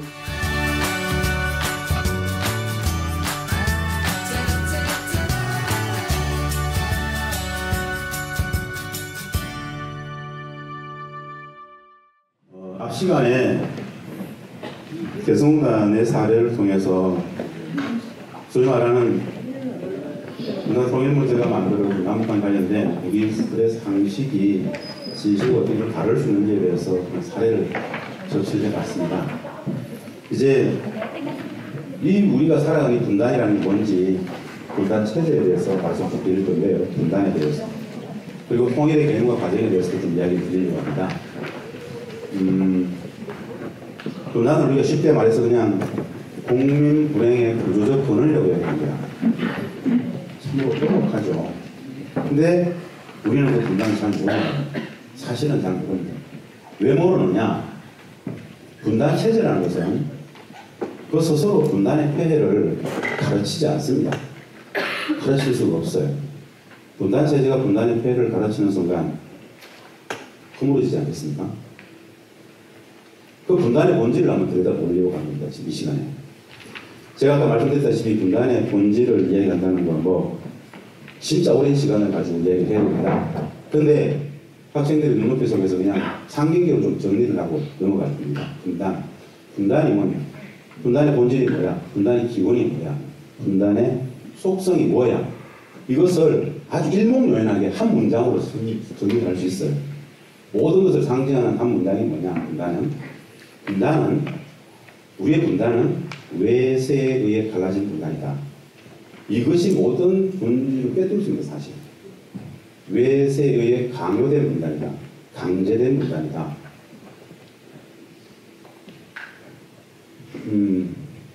이 사진을 보면서 어떤 생각이 드세요? 제가 그런 설명을 합니다. 2차 세계대전의 전범국가였던 독일을 전범국가였기 때문에 동국과 서독으로 갈랐죠. 똑같은 이치대로라면 일제를 갈랐어야 하죠. 이 땅이 나뉘어짐을 당했어요. 그 시기에 누구누구의 국제패권의 질서를 가지고 누구누구의 잘잘못을 이야기하는 게 아닙니다. 일제를 가르지 않고 그 국제패권의 질서는 이 땅을 갈랐어요. 우리 스스로 갈라진 게 아니에요. 갈라짐을 당했다는 말씀을 드리고 싶은 거예요. 여하간에 그 국제정책 패권의 질서는 그들의 국익 때문에 이 땅을 갈랐던 거예요. 없었던 분단이 도입이 된 겁니다. 이 분단이 기정사실화가 되고 고착화가 되고 체제화되죠. 그런데 여기서 지극한 한 가지 의문을 던져야 됩니다. 애초부터 말입니다. 이 일본 열도를 나누지 않고 이 땅을 나눴던 그들은 애초부터 어느 정도의 시간이 지나면 남과 북을 다시 합쳐줄 생각은 애초부터 없었습니다. 그것이 그들의 무기였기 때문에 분단을 구조화하고 고착화하고 체제화시켰어요. 그 분단 체제화의 과정에 너무 많은 죽임들이 있었어요. 상상할 수 없는 폭력들이 동원되어지죠. 기록도 없습니다. 얼마나 죽었는지 사실 잘 모릅니다. 우리가 주민등록을 한 게 60년대부터입니다. 그 이전에 그런 것 자체가 별로 없었어요. 그래서 기록들도 없어요. 상징적으로 우리는 제주 4.3을 이야기합니다. 4.3. 48년부터 54년까지 진행된 4.3. 명분은 그랬죠. 350여 명 수준의 남로당 당원들을 쏟아내기 위해서 3만 명을 죽였어요. 사실은 그것은 엄청난 국가적 폭력 속에서 한 가지를 보여주고 싶었던 거예요. 공포심, 공포감, 누구도 저항할 수 있는, 다 죽일 수 있다는 거예요. 이게 불과 70여 년 전의 일입니다. 근데 이거 살아있는 현재 진행의 일이죠, 사실은. 파스코대 문구로서 방공기 박물관에 있는 게 아니라 그냥 여전히 살아있는, 제주로 가보면 그 할아버지 이야기고 아버지 이야기들이 대부분 그 아이들의 이야기고 지금도 존재합니다. 갈등. 제주 4.3만이 문제일까요? 여수도 마찬가지죠. 연결되어지는 골들은 그래요. 전 세계 전쟁사에 유례가 없는 양민학살들은 왜 일어났을까요? 양민학살들. 일제 식민지배의 연속성이 있었습니다. 없었던 분단을 고착화시키기 위해서는, 만들어내기 위해서는 가공할 폭력을 보여줬습니다. 누구도 여기에 저항하면 다 죽일 수 있다. 다 죽을 수 있다. 그렇게 만들어졌죠. 그런데 우리는 그것을 그 체제가 가르쳐주지 않았기 때문에, 분단 정치사가 이것을 가르쳐주지 않았기 때문에 누구도 잘 관심도 없었을 뿐 아니라 할 수도 없고, 거기에 관심 가지다가는 관심 가진 사람들조차도 거세될 수 있기 때문에 그냥 팬티 줄 수 있죠. 멈춰져 있었습니다. 근근히 소위 말하는 진실을 추구했던 사람들이 계속 기록을 하고 있었죠. 엄청난 국가적 폭력에 희생당하면서 분단을 그렇게 정리한다면 왜 세계에 갈라진 분단, 강요된 분단, 강제된 분단, 이것이 분단의 모든 것을 얘기한다. 이 분단의 본질을 볼 수 있으면 평화도 보입니다. 그리고 통일도 보입니다. 대부분의 국민들은 분단을 예전엔 383, 지금은 휴전선을 중심으로 한 남과 북, 북과 남의 문제로만 국한시키려고 합니다. 현상학적으로 그게 다예요. 근데 1945년 분단의 기원이 그랬던 것처럼 분단이 유지되어 오는 것도 마찬가지였고, 현실적으로도 이 분단은 여전히 국제정책 패권의 질서와 맞물려 있습니다. 예를 들어서 개성공단 재개한다. 남북이 뭘 한다. 우리 대한민국 대통령께서는 독자적인 자율성을 가지고 완벽히 100% 본인의 스스로의 판단을 속에서 할 수 있습니다. 체제로서의 분단은 참 엄혹합니다. 현실입니다. 눈앞이 현실이에요. 5천만 전체 국민들의 공동체 구성원들의 생존권이 달려있는 엄혹한 문제잖아요. 그래서 함부로 할 수 없는 겁니다. 세상에 공짜 없습니다. 그렇게 70년간 체제로서 분단은 유지되어 왔습니다. 여전히 사용하는 메커니즘이 그렇게 작동이 되고 있습니다. 힘도 마찬가지입니다. 여기에는 진실, 사실만이 압도할 수 없는 또 다른 힘들이 존재합니다. 그래서 유리잔다로 해야 됩니다, 사실은. 1945년의 분단의 본질과 2018년의 분단의 본질이 완전히 다른가? 저는 크게 다르지 않다고 봅니다. 그러나 많이 바뀌었습니다. 대한민국은 1945년 당시 대한민국이 아닙니다. 전 세계에서 압도적인 민족을 가지고 있습니다. 가장 장시간에 걸친 엄청난 촉구를 받지 않습니까? 그렇게 민주주의를 만들어낼 수 있어요. 전 세계 어느 선진적인 나라들도 자기들 못한다고 하죠. 반드시 폭력이 따릅니다. 우리는 촛불만 들고도 민주주의를 정치할 수 있어요. 그런데 분단체제는 말입니다. 남북의 문제, 북한 문제만 용납하지 않습니다. 가장 어렵습니다. 우리 사회 속에서 노동의 문제다, 계급의 문제다, 민족의 문제이다, 종교의 문제이다, 남녀 성의 문제이다, 어떠한 것들도 합리적인 토론을 할 수 있습니다. 건강한 토론이 돼요. 북한 문제만은 안 됩니다. 그렇지, 이건 뭐 엄청난 폭력이죠. 그곳에는 온전한 토론 자체가 안 됩니다. 폭력만 존재합니다. 그건 아마도 우리 머릿속에, 가슴속에 세뇌되어 있는 것 같아요. 이건 두려움이에요. 두려움. 누가 감히 이야기했다가 쥐도새도 모르게 작살나죠. 분단의 폐해, 정전사들을 그렇게 왜곡할 수밖에 없죠. 제가 늘 묻습니다. 감이 오면 김구 선생은 왜 죽었을까요? 학생들한테 물어봅니다. 몽양 영림 선생은 왜 죽었을까요? 물어봅니다. 김규식 선생은 왜 죽었을까요? 그 민족의 독립운동의 선각자들은 왜 그렇게 다 죽임을 당했을까요? 역사는 이것을 어떻게 가르치냐면요. 그냥 이승만 대통령의 정치적 정력이 있기 때문에 죽였다고요. 거짓말이죠. 왜 죽었을까요? 분단에 저항했어요. 감히 꺼내서는 안 될 통일정부 이야기예요. 분단을 구조화시키고 고착화시키고 체제화시켜야 되는데 그 분단에 저항을 합니다. 아무것도 아니잖아요. 보내버릴 수 있죠. 전국을 돌아다니면서 계속 이런 강의를 합니다. 이런 이야기를 해요. 이렇게 이야기하고 다니기 때문에 38선 때문에 통일과 독립이 없고 자주민주가 없다. 만약에 2018년에 누군가가 휴전선 때문에 우리에게 통일과 독립이 없고 자주민주가 없다 라고 이야기하면 온전할 수 있을까요? 쭉 던져보면 문제제기입니다. 김구 선생님께서는 분단된 동포 간의 하나됨을 위한 노력은 이 시대의 새로운 독립운동입니다. 48년도에 말씀이세요. 남인이 북인이 이 개념 누가 만들었나? 38선 누가 꺼냈나? 니들이 왜? 우리는 원래 하나였어. 니들이 왜 우리를 갈라? 일제를 갈라라. 우리가 왜 갈라지냐? 계속 반입니다. 이렇게. 분단된 동포 간의 하나됨을 이제 통일운동은 새로운 독립운동입니다. 라는 말씀을 하셨어요. 48년도. 그랬기 때문에 그냥 암살당하신 거죠. 안누이 서복 적는다. 그리고 미 CIA 전신이었던 OS 첩보부대. 그들은 같이 이 사건을 같이 하죠. 사실은. 구익규 선생이라고 2013년도에 돌아가셨던 안창호 선생의 비서 독립운동 1세대 구익규 선생님께서 이렇게 말씀하셨어요. 2013년에 돌아간 유언입니다. 유언. 통일운동, 독립운동입니다. 우리 대한민국으로 살아가는 국민들한테 통일운동이 왜 독립운동인지에 대해서 물어보면 답변할 수 있을까요? 거의 못하죠. 분단 정치사는 그만큼 넘어가죠. 안 가르치기 때문에. 저것이 왜 이퀄이 되는지 몰라요. 왜? 일제식민 현재 진행이기 때문에.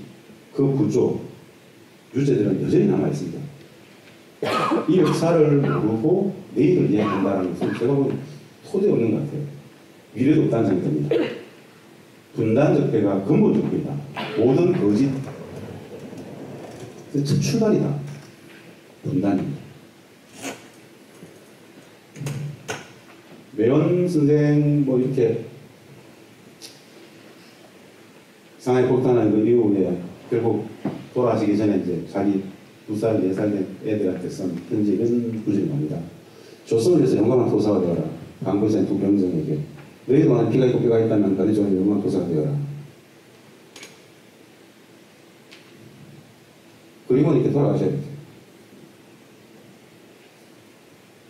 대신 그 반면에 이완용이라는 이완용. 이완용은 어떤 유언을 남겼을까요? 김구 선생님께서 독립운동은 독립운동입니다. 이런 얘기를 계속 하시면서 이걸 유언을 남겼어요. 이 이완용 당시에 총리 되시는 직업은 좀 뭐죠? 국무총리입니다. 국무총리. 친러파의 거두였던 이완용이 러일 전쟁에서 일본이 대성을 하니까 친일파가 되었다가 얼사늑약을 해가지고 나라를 팔아먹고 마지막 가는 순간에 자기 아들한테 유명한 유언을 남겼죠. 아들아, 삶을 살아보니까 어떻더라. 앞으로는 일본이 아닌 미국이 득세할 것 같으니까 너는 친일파가 되거라. 라는 유언을 남겼어요.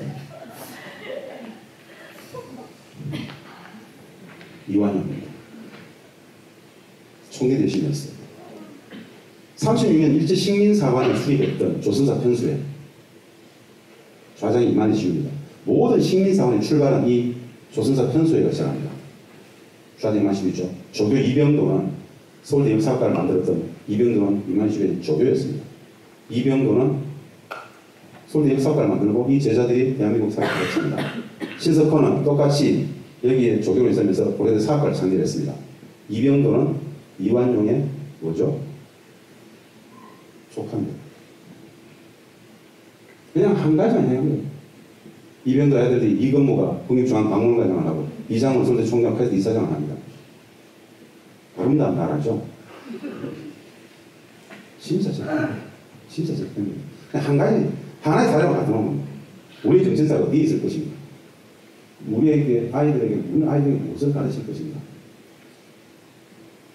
이런 말했습니다. 윤석진이 그렇게 얘기했죠. 당신 내버렸어. 몰랐으니까. 해방전이 몰랐으니까. 아주 유명한 이야기죠. 다 그랬습니다. 그 시절에. 이런 이야기는 많이 되겠죠.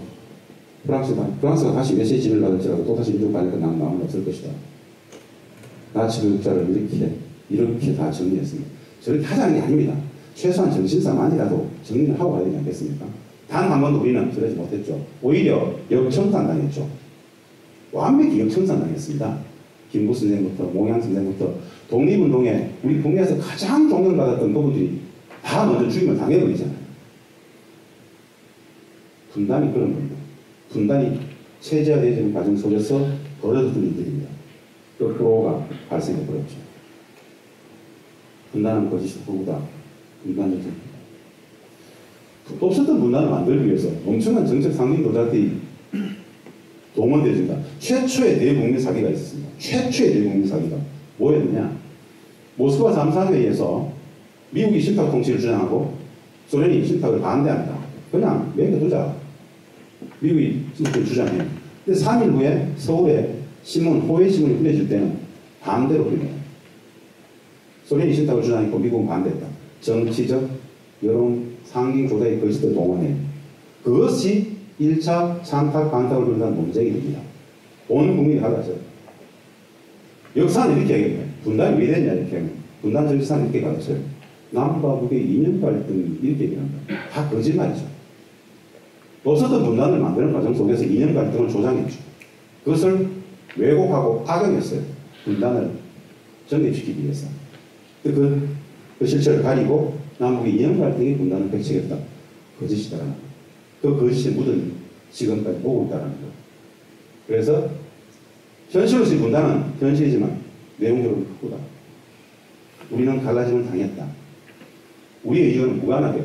그래서 누구에 의한 분단인가? 누구를 위한 분단인가? 누구의 분단인가? 본질을 들여다볼 필요가 있겠다. 누구의 분단입니까? 우리의 분단이에요. 누구를 위해? 누구에 의한 분단입니까? 다를 수 있습니다. 문제의식으로서 심각하게 던져보는 분단에 대한 이야기입니다. 예, 이런 것들은 그냥 참 참혹한 이야기입니다. 만들어집니다. 첫 번째 장입니다. 첫 번째 장. 첫 번째 장입니다. 이 두 번째 장입니다. 이 세 번째 장입니다. 네 번째 장입니다. 다섯 번째 장입니다. 만들어진 사건입니다. 58년 신부당 사건 사형시켜버리죠. 무죄가 됐어요. 2010년도에. 59년 신공교 사형시켰죠. 무죄가 돼요. 사형, 무죄. 무죄. 뭐죠? 이거 전부. 언론 간섭사건, 여러 간섭사건, 문간섭. 뭐, 진짜 많은 간섭사건이 있습니다. 진짜 많은 사건들이 있어요. 무죄. 다 분단 체제가 만들어진 사건입니다. 대부분. 저 가족들의 피해는 고사하고 저 사건이 있을 때마다 온 국민들한테 무엇을 심었을까요? 적대, 반목, 정오폭력, 상동법들로 다 주입을 시키지 않습니까? 가장 가깝게는 홍강초 고위 치과 조작사건, 유성 서울시 공무원 조작사건 이런 사건들을 말입니다. 진짜 민변이라든가 변호사한테 붙어가지고 각고의 노력을 하지 않는 한 다 묻히는 사건입니다. 그냥 제가 이런 질문을 한번 던져볼게요. 우리 국민들이 말입니다. 우리 국민들이 보편적으로 상식으로 알고 있는 여러 많은 간접단 사건들 중에 진짜 간접단 사건이 있을까요? 모르겠죠. 왜 간접 사건이 왜 없겠습니까? 대부분의 사건들은 다 만들어졌습니다. 무엇을 이야기하죠? 분단은 거짓이다, 포구다. 그 분단 체제를 유지하기 위해서 동원되어지는 수많은 영웅 조작의 사건들이 너무 일반화되어 있다. 요즘은 주로 누구를, 예전에는 국파 공작원들을 간접 사건을 많이 이용했어요. 지금은 누구를 이용하죠? 탈북자들. 그들은 들어온 순간부터 잠재적인 간첩 사건의 피해자가 될 수 있습니다. 엄청난 공포입니다. 그래서 적극적으로 협조하죠. 분단입니다. 예, 이들은 원하지 않는다. 다 아시죠? 이들은 원하지 않습니다. 솔직히 말해드릴까요? 주변국 사국은 통일을 원하지 않는 것이 아니고요. 매우 적극적으로 방해합니다. 팔짱끼고 그냥 이런 게 아니에요. 분단체제 현상 유지 전략이 그들의 국익적 전략입니다. 그냥 반대하는 게 아니에요. 아주 조직적으로 개입해서 방해합니다. 왜? 그것이 그들의 국익이기 때문에. 국제정치는 자국의 국익이 절대선입니다. 국제정치에 윤리와 도덕이 있습니까? 국제정치에 진실이 있을까요? 없습니다. 정의가 없습니다. 오로지 자국의 국익만이 중요한 가치예요. 오로지 자국의 국익만이 절대선이기 때문에 오늘의 동맹이 내일 적이 될 수 있고 오늘의 적이 내일 또 동맹이 될 수 있는 겁니다. 오로지 자국의 국익을 위해서. 내 나라의 국익을 위해서라면 전쟁도 할 수 있는 것이고 내 나라의 국민을 위해서라면 다른 나라에 몇십만 아무것도 아닙니다. 진짜 동물의 세계죠. 국제정치. 그 속에서 우리는 우리의 국익적 가치를 어떻게 실현할 것인가, 국민행복의 근본 토대인 평화를 어떻게 갈 것인가, 분단을 극복해야 됩니다. 이것이 충돌하는 것이 분단으로서 평화로 이 가치입니다. 분단이었습니다. 이거 지금 다 말씀드리면 통일에 대해서 또 정리했습니다. 10분 정도 제가 분단에 대해서 설명을 드렸습니다. 이해 다 되시죠? 우리 대학원생들이 한 달 동안 배우는 거 10분을 다 들으셨어요. 뿌듯하게 생각하셔야 됩니다. 통일도 마찬가지입니다. 한 가지만 기억해 주십시오. 평화가 통일이다. 평화가 통일이다. 우리 국민들이 보편적인 뇌리 속에 갖고 있는 통일, 표준세에 허물어지고 한 사람의 대통령을 뽑고 체제와 제도가 완벽히 하나가 되는 그런 건 없습니다. 없습니다. 언젠가는 오겠죠. 우리 당대에는 그것이 또 최선일 거라고 생각해 봐야 됩니다. 아니다. 이게 대한민국의 공식 통일 방안입니다. 제가 늘 설명한 건데요. 민족 공무원 통일 방안. 1단계 화해민족 단계, 2단계 남북민족 단계, 3단 완전 통일 단계. 오랜 수십 년의 평화의 과정입니다. 평화가 통일이라고 이야기하는 겁니다. 이건 89년 노태우 대통령 당시에 전 국민이 공청회를 통해서 국회에서 공포했던 통일 방안입니다. 89년 이후에 단 한 번도 국가의 공식 통일 방안의 지휘에서 내려가 본 적이 없습니다. 통일 홈페이지에 가보면 말입니다. 이명박 정부 때도 그렇고 박근혜 정부 때도 마찬가지입니다. 통일 홈페이지는 항상 있었습니다. 초기 화면, 통일 홈페이지 초기 화면에서 상단에 보면 통일 정책이 나와요. 그거 클릭 딱 하면 이게 바로 뜹니다. 그렇게 항상 설명해. 그 당시에도 저 늘 확인해 봤거든요. 이렇게 써놨어요. 89년 노태우 대통령 당시에 국회에서 공포했던 국가의 공식 통일 방안으로서 이후 김영삼, 김대중, 노무현, 이명박, 박근혜 정부를 이용은 역대 대한민국 공식 통일 방안입니다라고 설명을 해보고 있어요. 다만 국민들은 전혀 모르고 있다는 거예요. 안 가르치기 때문에. 이 통일 방안이 한때 노태우 정부 당시에는 말입니다. 90년도 학력고사 시험 문제로 낼 정도로 반짝 가르쳤습니다. 와이에서도 완전히 회개해버렸죠. 거의 뭐 가르치지 않습니다. 학교 교육에서도 가르치지 않죠. 분단체제가 엄혹한 국가의 근본 모순이라면 그것을 넘어가고자 전 국민적인 합의를 통해서 만들었던 국가의 공식 통일 방안 정도는 기본적으로 가르쳐야 됩니다. 통일 교육의 시간에 안보 교육을 하고 분단 심화 교육을 할 것이 아니라 남북의 동질성을 이야기하고 그렇게 할 수 있어야 되겠죠. 이게 대한민국의 공식 통일 방안이 오랜 평화의 제도와 과정을 전제하는 통일 방안입니다. 남과 북은 여기까지 합의했습니다. 화해협력을 거쳐서 남북연합까지 갑시다라고 합의를 했어요. 완전 통일까지는 우리 대 안 될 것 같거든. 너무 먼 미래입니다. 그래서 화해협력 수십 년 하다가 남북연합 갔다가 이 뒤의 일은 그 시대를 살아가는 후대들이 알아서 결정합시다. 이게 남과 북의 통일 방안 합의입니다. 바로 6.15 공동선언 2항입니다. 남과 북은 남측의 연합지 않고 북측의 낮은 단계인 방면에 서로 공통성이 있다고 인정하고 이 방향에서 통일을 제한한다. 낮은 단계의 연방제라는 개념은 말입니다. 우리의 남북연합제라는 개념에 상응하는 개념으로서 우리가 제안해서 쓰는 내용입니다. 6.15 공동선언을 할 때 6월 13일 날 됩니다. 낮은 수준으로 쓸까? 낮은 단계로 쓸까? 이러다가 낮은 단계가 좋겠습니다. 라고 제안했고 그것을 북측이 받았어요. 그래서 남북연합에 상응하는 북측의 개념으로서 낮은 단계 연방제라는 개념이 나옵니다. 결국 정리를 해보면 우리 대한민국의 공식 통일 방안인 민족 공동 통일 방안에 화해협력과 남북연합까지 갑시다라고 일단은 합의가 되어 있다. 통일 방안이 합의가 되어 있다라는 사실을 알 필요가 있다는 것이죠. 아까 말씀드렸다시피 국민들은 남과 북의 통일 방안 합의를 대부분 잘 모르십니다. 이런 질문을 한번 드려볼 수 있습니다. 제가 잘 쓰는 이야기인데 남북은 통일 방안까지 합의했는데 왜 통일이 안 될까요? 쌀떡맞은 질문입니다. 통일 방안까지 합의했는데 왜 통일이 안 될까? 뭐가 문제죠? 제가 분명히 말씀드렸습니다. 분단의 본질을 정합니다. 분단의 속성을 정합니다. 외세에 갈라집니다. 우리는 말입니다. 1992년도에 한중 수교를 했습니다. 중국과 수교했지 않습니까? 한러 수교도 한소 수교도 했지 않습니까? 중국은 우리하고 한국전쟁을 같이 했죠. 180만의 인민군대를 파견했고 120만의 사상자가 발생한 게 중국입니다. 그랬던 중국하고 그 전쟁에 그 모택동의 아들 모한영도 참전했다가 전사했습니다. 지금도 북측 평안북도에 묻혀 있어요. 그랬던 중국하고 한중 수교를 했어요. 한소 하려고 했죠. 하물며 우리를 말입니다. 36년간 식민지배했던 일제와도 그들의 단 한마디의 사죄, 유감 표명도 없이 95년도에 한일 수교를 합니다. 온 국민들이 반대했잖아요. 온 대학생들이 반대를 해요. 그래서 했어요. 누가 하락하니까. 우기까지로 그냥 지켜버렸어요. 한중도 한일까지 하는데 왜 남북은 안 될까요? 정상 관계가. 그건 있을 수 없는 일입니다.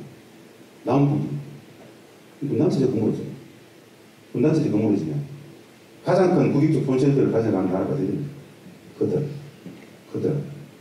그래서 남북의 평화와 통일은 그들과의 엄청난 갈등이죠. 우리는 평화가 중요합니다. 통일이 중요해요. 왜?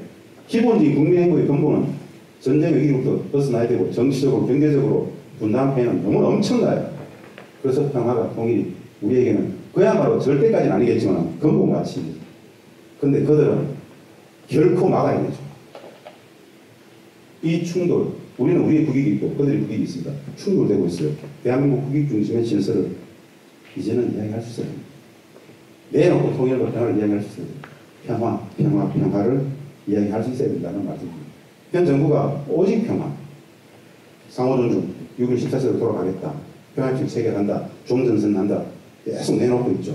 이 가치가 현재의 정세 속에서 쭉 밀어갈 거라고 봅니다. 이미 그 프레임 안에 우선 들어와 있다고 봅니다. 다시는 거역할 수 없다라고 봅니다. 대한민국의 공식 통일 방안이었던 민족 공동 통일 방안, 평화가 통일이라 말씀드렸습니다. 다른 거 필요 없습니다. 기본 정신은 상호 존중의 문제입니다. 이 오랜 과정에는 한 가지만 필요합니다. 상호 존중이 많으면 충분하더라. 다른 것 차이에 대해서 옳고 그름, 맞고 틀린, 선과 악이 아닌 다름으로서, 차이로서 고개 한번 끄덕여주면 충분한 게 남과 북의 평화이고 통일이더라. 통일에 대해서 어떻게 생각하십니까라고 묻기보다는 평화에 대해서 어떻게 생각하십니까라고 묻는 것 자체가, 묻는 것이 오히려 현명한 질문이겠다. 통일은 모든 국민들이 완전 통일밖에 생각 안 해요. 그건 진짜 어렵습니다. 불가능에 가깝습니다. 수십 년에 걸친 평화 공존이 실질적인 통일을 담보합니다. 그래서 통일은 평화의 오랜 과정이다. 통일은 과정이다. 통일은 평화다. 이런 이야기 하는 겁니다. 평화의 오랜 과정이 통일이더라. 이 개념을 정확히 갖고 계시면 통일은 진짜 쉽습니다. 평화는 상호 존중이 되기 때문에. 예. 평화가 통일이더라. 상호 존중이 되더라. 이게 참 어려울 겁니다. 이 정도는 되지 않겠습니까? 다 살아있기 때문에 이대로 가면 됩니다. 평화에 대한 선나라더라. 이해되세요? 맞습니다. 상호 존중하지 않으면 선나라입니다. 상호 존중하는 순간 통일이 됩니다. 평화가 됩니다. 존중하지 않으면 우리 스스로 선나라입니다. 이 쌤들 외국 여행 항상 다 갔다 오셨잖아요. 외국 여행 가실 때 그러죠. 해외여행 간다. 우리 국민들의 관념 속에는 이미 바다를 건너야만 외국을 간다라는 이 개념들을 갖고 있어요. 섬나라적 세계관을 갖고 있더라. 그 말씀을 드립니다. 난 땅만 가는 게 아니더라. 사람도 가족도 공동체도 다 갈랐더라. 이거 시간에 쓰거든요. 분단은 1 더하기 2가 되는 게 아니고 분단 속에서 남도 북도 북도 남도 다 불완전한 비완전체 반쪽일 수밖에 없다. 반쪽이 반쪽을 만나서 온전한 자연수 1, 완전체 1이 되는 것. 저희들 커져가는 과정이 통일의 공식이 있더라. 이런 정도의 말씀을 드리면서 이런 이야기까지. 32년도 이분은 송재정 쌤은 일본에서 부산까지는 배를 타고 오셨고요. 부산에서부터 기차를 타고 베를린 가셨다. 36년도에 가셨습니다. 그리고 또 다시 연결은 다 되어 있습니다. 이미. 연결은 다 되어 있습니다. 정책 선택만 나왔습니다. 부산에서 기차를 타고 서울 거쳐서 대성, 평양, 신의주로 내지는 바지나산, 블라디보스토크 연결은 다 되어 있습니다. 가자.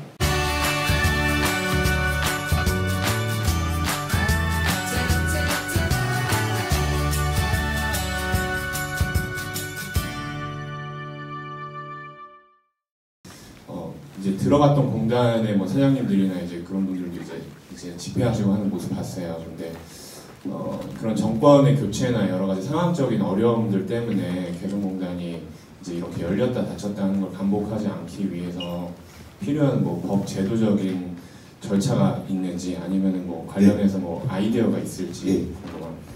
국민들이 뭐 개성의 가치만 알면 무조건 열리겠죠. 저는 원래 안에 열려야 한다고 봅니다. 저도 그 역할을 해야 되고요. 나오신 기업들은 공단이 열리기만을 바라고 있습니다. 질문의 요지는 그런 것 같습니다. 이명박 박근혜 정부 같은 대북 강의주 정책을 포기하는 정부가 들어오면 다시 바뀌는데 그것을 제도적으로 나올 수 있는 법 제도가 없겠느냐? 없습니다.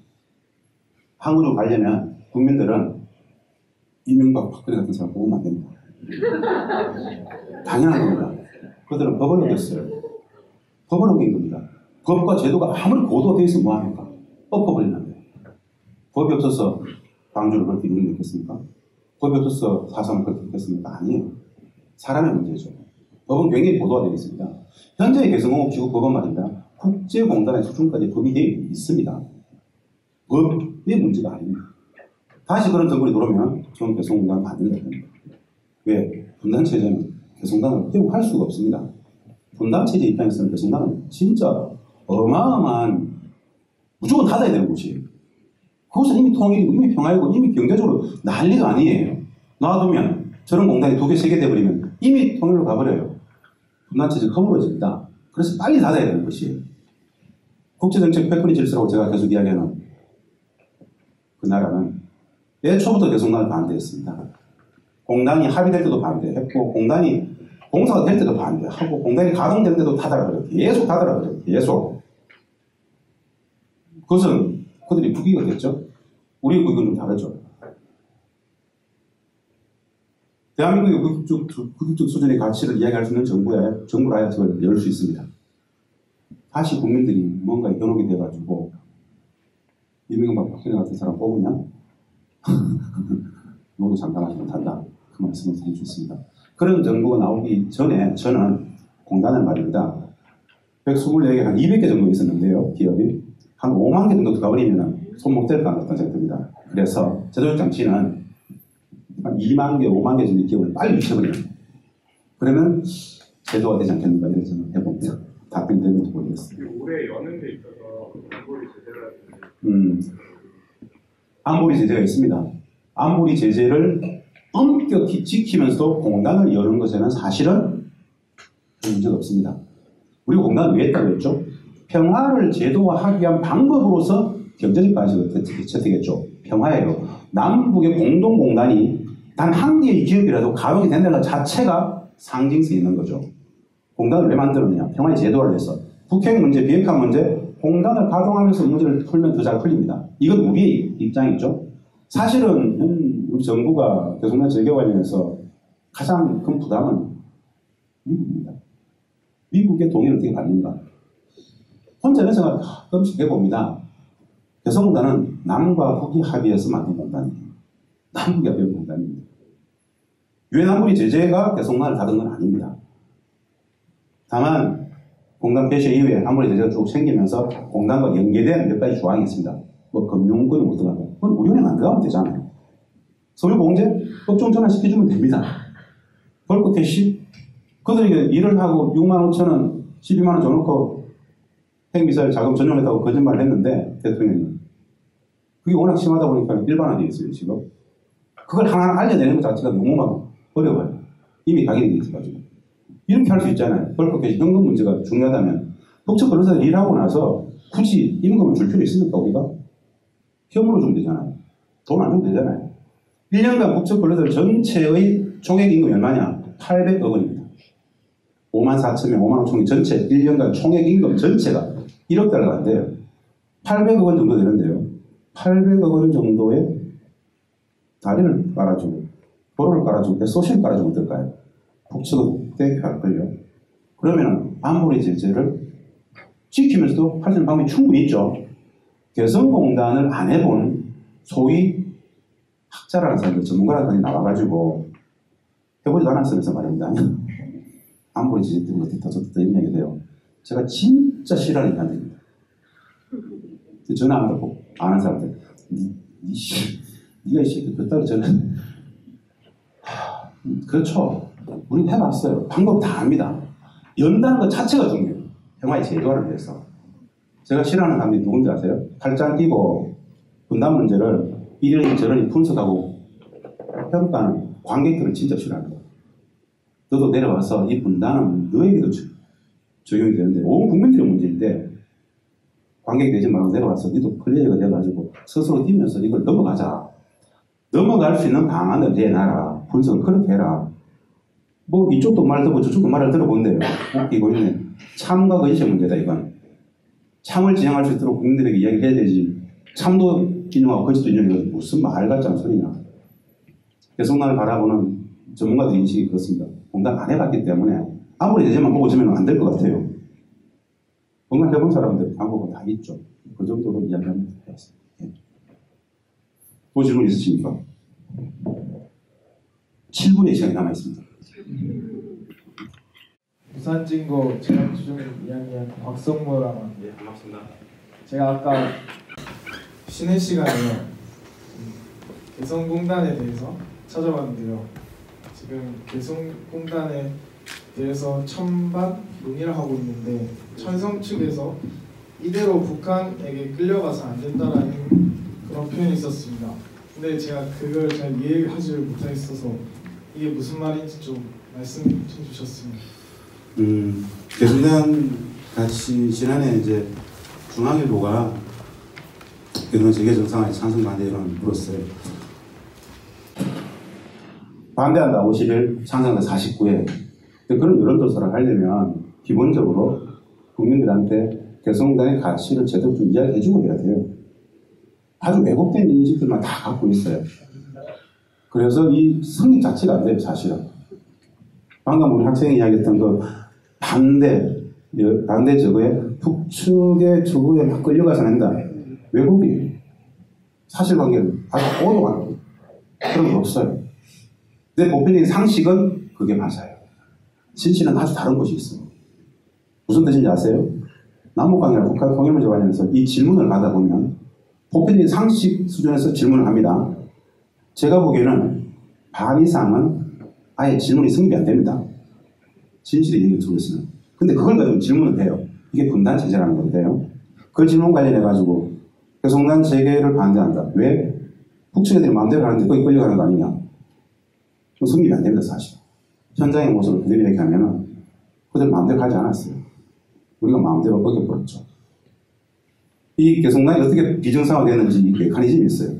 합의들이 어떻게 깨졌는지 쭉 단계가 있어요. 그 과정과 보고 오시면 진짜 막 열불 터져요. 일방성을 어디에서 연결했던가, 공간을 누가 받으려고 했던가, 비밀을 만들어가지고 다 꽂아했었죠. 그래서 우리 학생도 아마 인터넷에 오는 건 대부분 그냥 그러려니 하세요. 이런 사실을 제가 이야기한다는 자체가 참 미안스러워요. 진짜 요즘 잘 쓰는 말로 개황당이죠. 네, 또 질문 있습니까? 네. 선생님, 제가 하나만 네. 간단하게 말씀했으면 좋겠는데, 그 개성공단의 근로자, 북측 근로자가 한 5, 6만 원 월급을 받아가지고 어떻게 살 수 있을까요? 못 삽니다. 못 삽니다. 특혜적 조치라는 게 이제 그런 의미입니다. 뭐냐. 사실은 이게 이제 제가 정책 북한 문제라든가 북한 이야기를 하다 보면 나오는 이야기인데요. 제가 체제와 제도가 다르다고 그랬죠. 이 답변을 하고 끝내야 될 것 같은데, 북쪽 사람들은 왜 일을 할까요? 북쪽 사람들은 왜 기업소 나가고, 왜 공장을 나가고, 왜 협동농장을 나갈까요? 우리 남쪽 사람들 기준으로 보면은 질문을 합니다. 직장을 다니는 사람들한테 선생님은 직장 왜 나갑니까? 이렇게 물으면 10중 8구 된다 답이 나옵니까? 먹고 살라고. 맞죠? 북쪽 사람들한테 1000명에게 물어봐요. 선생님께서는 협동농장, 기업소, 공장, 하여튼 어디든 왜 나갑니까? 물으면은 1000명한테 물었을 때 단 한 명이라도 먹고 살아야죠. 이런 개념 자체가 있을까요? 없습니다. 그런 건 없습니다.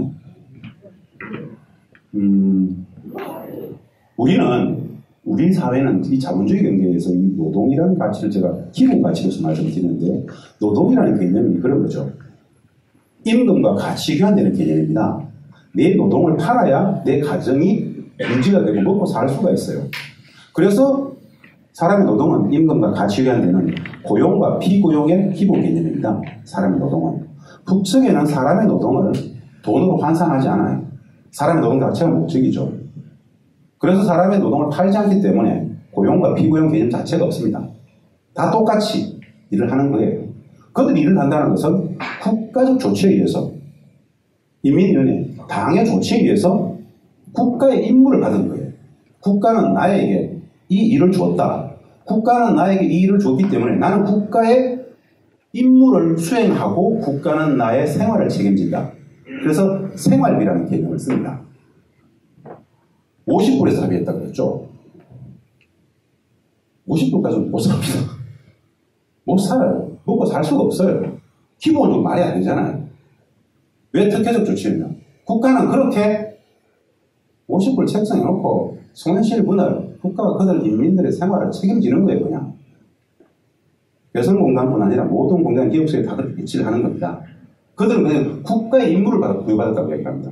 그러면 50불 주고 우리가 연장야간 특허를 냈을 때 6만 3천 원 많이 올라가지고 12, 3만 원. 간접 임금이 포함해서 15만 원 얘기합니다. 공제하고 사용한 시책기금 공제하고 실질적으로 개성시 민회가 이들의 생활을 책임지기 위해서 받아갈 수 있는 돈은 진짜 얼마 안 됩니다. 그거 가지고는 못 먹여 살려요. 그래서 국가가 다른 재원을 가져가지고 먹여 살 수밖에 없습니다. 하나의 사례를 들어드릴게요. 2009년도에 국제 곡물시장 가격이 엄청나게 폭등했었습니다. 진짜 어려웠어요. 그들이 그 당시에 우리한테 긴급히 협상을 제의합니다. 그때 저는 그 당시 협상의 대표였습니다. 무슨 이야기냐면 국제 곡물시장 가격이 너무 폭등을 해가지고 기존 국가에서 부족분을 쌀로 다 수입을 해가지고 공급을 했는데 기존의 가격 가지고 도무지 먹여 살릴 수가 없다.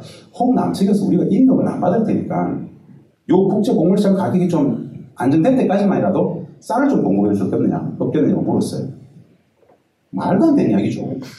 어떻게 50불을 가지고 얼마나 쌀을 사가지고 공급이 되겠습니까? 말도 안 되는 이야기입니다. 그래서 당시에 우리는 이거 진짜 어려운데 힘들다 안 된다 그랬어요. 진짜 도와달라고 그랬어요. 남청이 기업 다 일을 하고 있지 않냐. 좀 도와달라. 진짜 힘들다. 우리 못 도와줬어요. 나중에 물어봤어요. 그들한테. 어떻게 했냐. 물어봤을 때 그렇게 얘기했습니다. 그 돈 가지고 도무지 감당이 안 돼가지고 중국의 인민군대 있죠. 중국의 인민정군대. 중국의 인민군대 군량미 묵은 쌀 있죠. 5년, 6년 묵은 쌀. 5년 정도 되면 그 사료로도 잘 안 씁니다. 쌀 자체가 말입니다. 다 깨져 있어요. 좁쌀처럼. 가루가 막 날리고. 그 돈이라도 그 양은 사와야 되니까 거의 폐기 처분해야 될 그 양이라도 사와가지고 일단 먹였어요. 참혹한 이야기입니다. 질문에 대한 답변은 유지가 안 되는 겁니다. 그래서 그들은 특혜적 조치를 지었던 겁니다. 여기서 좀 더 나아간 정치적 폭력은 제가 드릴 수가 없어요. 그들은 왜 공단을 했는가? 매우 그 이야기를 해요. 평화의 제도를 위해서 하는 거 아니냐? 평화에도 가격이 있다 이렇게 얘기합니다. 진짜 웃기죠. 말도 안 되죠. 그들이 평화의 제도를 위해서 그래서 평화에도 가격이 있다. 우리는 그들 어떻게 인식합니까? 적대, 찌질이들, 호시탐탐 적화 이야기를 보죠. 막 이런 이야기를 해요. 이 간격이 너무 크기 때문에 제가 정치적 폭력일 수 있다고 말씀을 드리는 겁니다. 함부로 말도 못 꺼내요. 하여튼 그 적정 가격은 그들한테는 매우 부족한 금액이었다.